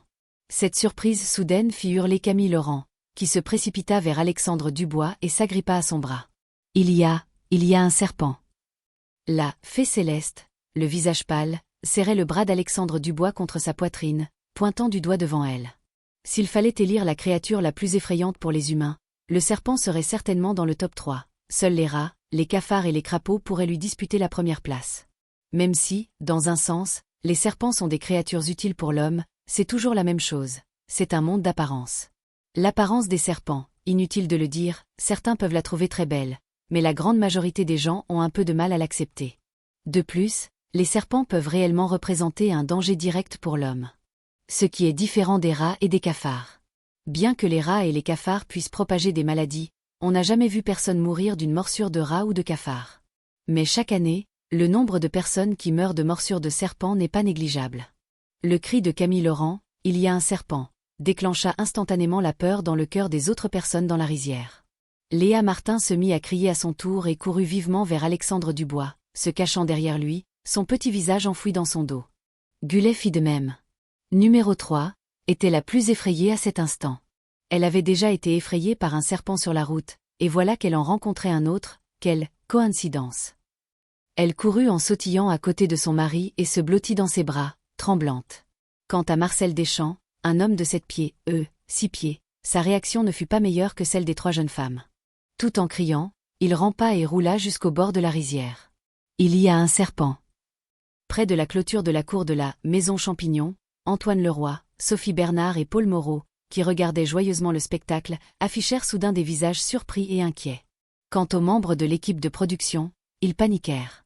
Dans cette région du Xiangxi, les serpents venimeux ne manquent pas, parmi lesquels on trouve le serpent des 100 pas, la vipère à tête de fer, le bongare, le bambou vert, tous des serpents extrêmement venimeux. Si ce n'était qu'une fausse alerte, ce serait moins grave. Mais si quelqu'un se faisait vraiment mordre, et par un serpent extrêmement venimeux, ce serait considéré comme un accident de tournage grave. Et si quelqu'un était en danger de mort, c'était tout simplement impensable. Ça va, il n'y a pas de serpent, vous dites n'importe quoi. Alors que tout le monde paniquait, et que l'équipe de production s'apprêtait à appeler la police et à organiser immédiatement les secours, Alexandre Dubois dit d'une voix forte et impuissante. Camille Laurent, impatiente, tapa du pied. Si, il y en a vraiment un, juste là, je l'ai vu de mes propres yeux. Le visage d'Alexandre Dubois s'assombrit. Je l'ai vu aussi, c'est un poisson, pas un serpent. Maïs. As-tu déjà vu un serpent de seulement 10 centimètres de long? Le joli visage de Camille Laurent était dubitatif. Elle s'arrêta un instant puis dit, c'est peut-être un bébé serpent, ou alors il est un peu gros. Alexandre Dubois éclata de rire, exaspéré. C'est toi qui es un peu grosse, grosse au point de prendre un poisson pour un serpent. Lâche-moi. Alexandre Dubois leva la main pour que Gullet, Camille Laurent et Léa Martin lâchent son bras et sa taille. Mais les 3 jeunes femmes, à ce moment-là, étaient unanimes et refusaient de lâcher prise. Alexandre Dubois, n'y va pas, et s'il te mordait, et si c'était vraiment un serpent? Ne va pas là-bas, s'il te mord, qu'est-ce qu'on fait? Oh, crois-moi, c'est vraiment un serpent, pourquoi te mentirais-je? Alexandre Dubois, de plus en plus impuissant, ne prit même plus la peine de parler. Il se dégagea simplement avec force des mains des 3 jeunes femmes, puis se dirigea rapidement vers l'endroit où se tenait Camille Laurent. Quand il arriva devant, la chose noire tourna de nouveau et s'éloigna en nageant. Alexandre Dubois, vif comme l'éclair, se retourna, tendit la main et l'attrapa d'un seul coup. Quand il se redressa, tenant sa prise en l'air, toute la foule se tourna vers Camille Laurent. Le joli visage de Camille Laurent était complètement abasourdi, mais elle se sentit très vite coupable, cligna des yeux et rentra la tête dans les épaules. Ce n'était pas du tout un serpent, c'était clairement une carpe herbivore. Tu es vraiment stupide, dit Léa Martin, les mains sur les hanches, regardant avec un grand mécontentement cette coéquipière Boulet. Numéro 3, était également un peu sans voix. Sœur aînée, faire peur aux gens comme ça peut tuer. Marcel Deschamps se tapa la bouche. Oh mon Dieu, j'ai failli mourir de peur. Et, on peut arrêter de jouer comme ça? Mon image de héros courageux est complètement ruinée. Je ne sais pas combien de fans je vais perdre. Je ne l'ai pas fait exprès, dit Camille Laurent, un peu vexée, en faisant la moue. Au premier abord, ça ressemblait vraiment à un serpent. Un serpent et un poisson, ce n'est pas une anguille, en quoi est-ce que ça se ressemble? Ajouta Léa Martin. Alexandre Dubois mit la carpe herbivore dans le panier à poissons posé sur le bord de la rizière. Ça va, l'eau de la rizière est trop trouble, on ne voit pas la forme entière du poisson, seulement son dos, ça ressemble effectivement un peu. Oui, c'est ça, je n'ai pas bien vu, approuva immédiatement Camille Laurent. Tout en parlant, elle jeta un coup d'œil à Alexandre Dubois, le cœur rempli de douceur. Finalement, c'était lui qui prenait sa défense. Gullet s'accroupit à côté du panier à poissons, tendit son doigt fin et délicat pour tapoter la carpe herbivore, et demanda « Mon chéri, alors, il n'y a pas vraiment de serpent ici ?» Alexandre Dubois secoua la tête avec certitude. « Rassure-toi, il n'y a que des poissons, pas de serpents. En réalité, la probabilité de trouver un serpent dans une rizière n'était pas faible. Bien sûr, on ne pouvait pas dire qu'elle était très élevée non plus, on pouvait juste dire que ce n'était ni rare, ni courant. Mais Alexandre Dubois ne le dit pas, cela n'avait aucun sens. Faire trembler tout le monde ne ferait que gâcher l'ambiance. De toute façon, il était là, il suffisait d'être prudent. Il n'était plus comme avant, ce n'était plus n'importe quel serpent qui pouvait le retenir pendant plus d'une heure. Avec l'assurance d'Alexandre Dubois, la peur et l'horreur dans le cœur des autres diminuèrent considérablement. Gullet, pieds nus, continua à chercher dans la rizière. Camille Laurent et Léa Martin formèrent une équipe, marchant côte à côte, très près de Gullet. En fait, elle ne voulait pas être trop près de numéro 3, mais elle n'avait pas le choix, qui avait dit à ce salaud sans cœur de n'avoir Dieu que pour sa femme. Mon chéri, regarde vite, tu vois ça, c'est un poisson. » Après avoir cherché un court instant, un autre poisson fit des vagues, éclaboussant de l'eau boueuse. Gullet, tout en pointant du doigt, appelait Alexandre Dubois. Celui-ci hocha la tête. « Oui, c'est un poisson. Ne te contente pas d'appeler, va l'attraper. »« Ah, d'accord. » Gullet, abasourdi, se mit à poursuivre le poisson. Une fois le poisson immobile, elle ralentit ses mouvements, s'abaissa lentement, puis tendit sa petite main blanche pour l'attraper. Ah, il s'est enfui. Le poisson s'échappa facilement. Avant de partir, il agita la queue, projetant quelques gouttes d'eau boueuse sur le bras blanc de Gullet. Pêcher n'était pas aussi simple qu'on l'imaginait. L'agilité du poisson dans l'eau, ainsi que sa propre force, dépassaient de loin l'imagination des surhommes. Pêcher dans une rizière était en fait relativement simple, car l'eau était peu profonde, la surface pas très grande, c'était encore un peu plus facile. Si c'était dans une rivière, la difficulté augmenterait de plusieurs fois. Vouloir attraper un poisson à main nue dans une rivière, sans outils, était très difficile pour une personne normale. La condition physique actuelle d'Alexandre Dubois dépassait le domaine de l'humain ordinaire. Ainsi, attraper un poisson à main nue, pour lui, n'avait rien de difficile. Surtout dans une rizière, c'était pratiquement une prise à chaque fois. Cependant, il n'alla pas vraiment pêcher. À part la carpe herbivore qu'il avait prise pour un serpent, il ne fit aucune autre prise. C'était toujours la même chose. Sortir pour pêcher, c'était principalement pour profiter du plaisir du processus, le résultat n'était pas si important. S'il attrapait une tonne de poissons en 2 ou 3 coups, quel intérêt y aurait-il? Donc, ce qu'il faisait à cet instant, c'était aider sa femme, l'aider à acculer le poisson dans un coin, pour qu'elle puisse l'attraper plus facilement. Camille Laurent et Léa Martin, comme elles suivaient toujours Gullet, en bénéficièrent également. Il y avait encore beaucoup de poissons dans la rizière. Auparavant, comme on ne les dérangeait pas, on n'en voyait pas beaucoup. À cet instant, avec le moindre mouvement des autres, et surtout d'Alexandre Dubois, la rizière devint soudainement animée, les poissons se mirent à nager partout. Waouh, il y a tellement de poissons, ils viennent tous par ici. Gullet était un peu débordé. Sous la conduite d'Alexandre Dubois, un banc de poissons nagea vers elle, tournant autour de ses jambes, éclaboussant de l'eau boueuse. Bien que, numéro 3, n'en ait encore attrapé aucun, elle était très excitée, riant sans cesse, criant de temps en temps. « Oh mon Dieu, il y en a trop, j'ai l'impression d'être encerclée par les poissons. Par ici, Léa, il y a un poisson à côté de toi. Il revient, oh mon Dieu, il me touche la jambe. » Les 3 jeunes femmes criaient sans cesse, se jetant maladroitement à droite et à gauche, leur taux de réussite était extrêmement bas. Pour l'instant, personne n'avait encore réussi à en attraper un, mais elles s'amusaient comme des folles. Même Camille Laurent et Léa Martin oublièrent leur mécontentement et jouèrent sans aucune barrière avec numéro 3. Leur rire cristallin résonnait dans toute la rizière, comme si même le soleil brûlant dans le ciel était contagieux et n'était plus si chaud. Seulement, la scène joyeuse avait une petite note discordante. Car à ce moment, l'équipe de pêche de 5 personnes s'était automatiquement divisée en 2. Alexandre Dubois, numéro 3, Camille Laurent et Léa Martin formaient une équipe, Marcel Deschamps était seul dans son coin. Depuis la maison champignon, c'était très clair. Alexandre Dubois et les 3 jeunes femmes s'amusaient comme des fous d'un côté, tandis que Marcel Deschamps se tenait seul de l'autre, baissant parfois la tête pour chercher du poisson, se retournant parfois pour regarder Alexandre Dubois et les autres. Cette scène suscita la sympathie de Paul Moreau, et lui était très familière. Car la veille, en pêchant des crevettes, c'était exactement comme ça pour lui. Ce sentiment de solitude, inutile d'en parler, c'était comme si le monde entier vous avait abandonné. Bien sûr, il y avait quand même une différence. Marcel Deschamps était un peu plus proche d'Alexandre Dubois que Paul, donc il n'était pas si réservé, et il dit, le visage rond et mécontent. « Vous 4, vous n'êtes pas un peu excessif ? On a dit qu'on pêchait ensemble, c'est ça, ensemble?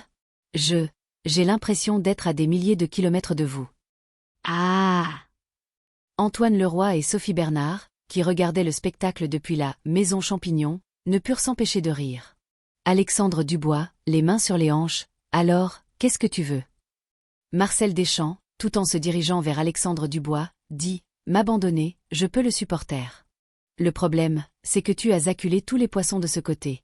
J'ai cherché pendant une demi-heure sans en voir un seul. Numéro 2, était encore relativement loyale, elle agita sa petite main. Alors, viens par ici, il y a plein de poissons, on a l'impression que ce sont les poissons qui nous pêchent. Marcel Deschamps s'intégra de force à l'équipe de pêche. Son arrivée ne sembla pas améliorer l'efficacité. Les 4 étaient plus maladroits les uns que les autres, à tel point qu'Antoine Leroy et Sophie Bernard en étaient exaspérés. Mes chéris, ça fait presque 1 heure que vous êtes en bas, le résultat n'est-il pas un peu faible? Gullet se redressa, agita la main vers Antoine Leroy. On est en train de s'observer mutuellement, on va bientôt passer à l'attaque. Ah, pêcher et s'observer mutuellement. Les poissons n'ont probablement pas envie de vous observer, dit Antoine Leroy en riant, appuyé sur la balustrade. Tout requiert de l'expérience. Bien qu'il soit difficile de résumer la pêche en technique ou en mouvements spéciaux, l'expérience existait bel et bien. Par exemple, ne pas hésiter, être rapide, commencer par la tête et le corps du poisson était plus facile que par la queue, car en attrapant la queue, le poisson risquait de glisser. Avec suffisamment de poissons, l'équipe de 4 pêcheurs finit par acquérir progressivement de l'expérience. Ah, mon chéri, viens vite, vite, j'en ai attrapé un, j'ai attrapé un gros poisson. Oh mon Dieu, il est si fort. Numéro 3, fut la première à attraper un poisson. Sa petite main serrait fermement le poisson, son bras blanc tendu, son joli visage tourné vers l'arrière. On aurait dit qu'elle ne pêchait pas un poisson, mais un fer à repasser. Alexandre Dubois, amusé, même s'il est fort, il a ses limites, ne te laisse surtout pas tomber. Oh, viens vite m'aider, vite, je ne vais plus pouvoir le tenir, viens vite aider. Alexandre Dubois, impuissant, monta sur le bord de la rizière pour prendre le panier. Gullet déposa soigneusement le poisson dans le panier, puis, caressant le bras de son mari, elle baissa sa petite tête pour regarder à l'intérieur du panier, ses grands yeux remplis de joie et d'un sentiment d'accomplissement. Mon chéri, le poisson que j'ai attrapé est encore plus gros que celui que tu as attrapé au début. Regarde, leurs têtes sont si différentes. Le mien est plus gros, le tien est trop maigre. Après avoir regardé un long moment, Gullet releva joyeusement la tête. Alexandre Dubois essuya la boue sur le visage de sa femme. Impressionnant, continue comme ça. Cette fois, j'ai de l'expérience, il ne faut pas avoir peur, plus on a peur, moins on attrape. Et, regardez le mien, ah. Gullet venait de finir de parler que Marcel Deschamps se mit à crier avec enthousiasme. Il était à genoux dans l'eau, sa main ronde tenant un poisson. Seulement, son rire s'éteignit rapidement, car le poisson se débattit soudain et s'échappa de sa main, plouf, et retomba dans l'eau. Ha ha ha ha ha. Gullet, Camille Laurent, Léa Martin, ainsi qu'Antoine Leroy et Sophie Bernard qui regardaient le spectacle d'en haut, éclatèrent de rire. Marcel Deschamps, l'air plein de reproches, resta abasourdi un moment puis dit « Monsieur Dubois, pourquoi avez-vous fait ça ?» Alexandre Dubois, surpris, « Qu'est-ce que ça a à voir avec moi ?» Marcel Deschamps dit « Vous ne pouvez pas n'avoir Dieu que pour votre numéro 3. Si vous aviez apporté le panier plus tôt, il ne se serait pas échappé. » Gullet dit en riant « Ce que tu dis est complètement absurde. Tu ne serais pas jaloux de moi, par hasard? Quoi, tu veux entrer dans notre famille Dubois ?» Marcel Deschamps rit également. « Qu'est-ce que tu crois, votre famille Dubois recrute encore? Moi, c'est impossible, mais si vous voulez vraiment recruter, je peux vous présenter 2 personnes. Va-t'en. » Gullet, s'appuyant sur son mari, lança sa longue jambe blanche, projetant une gerbe d'eau boueuse.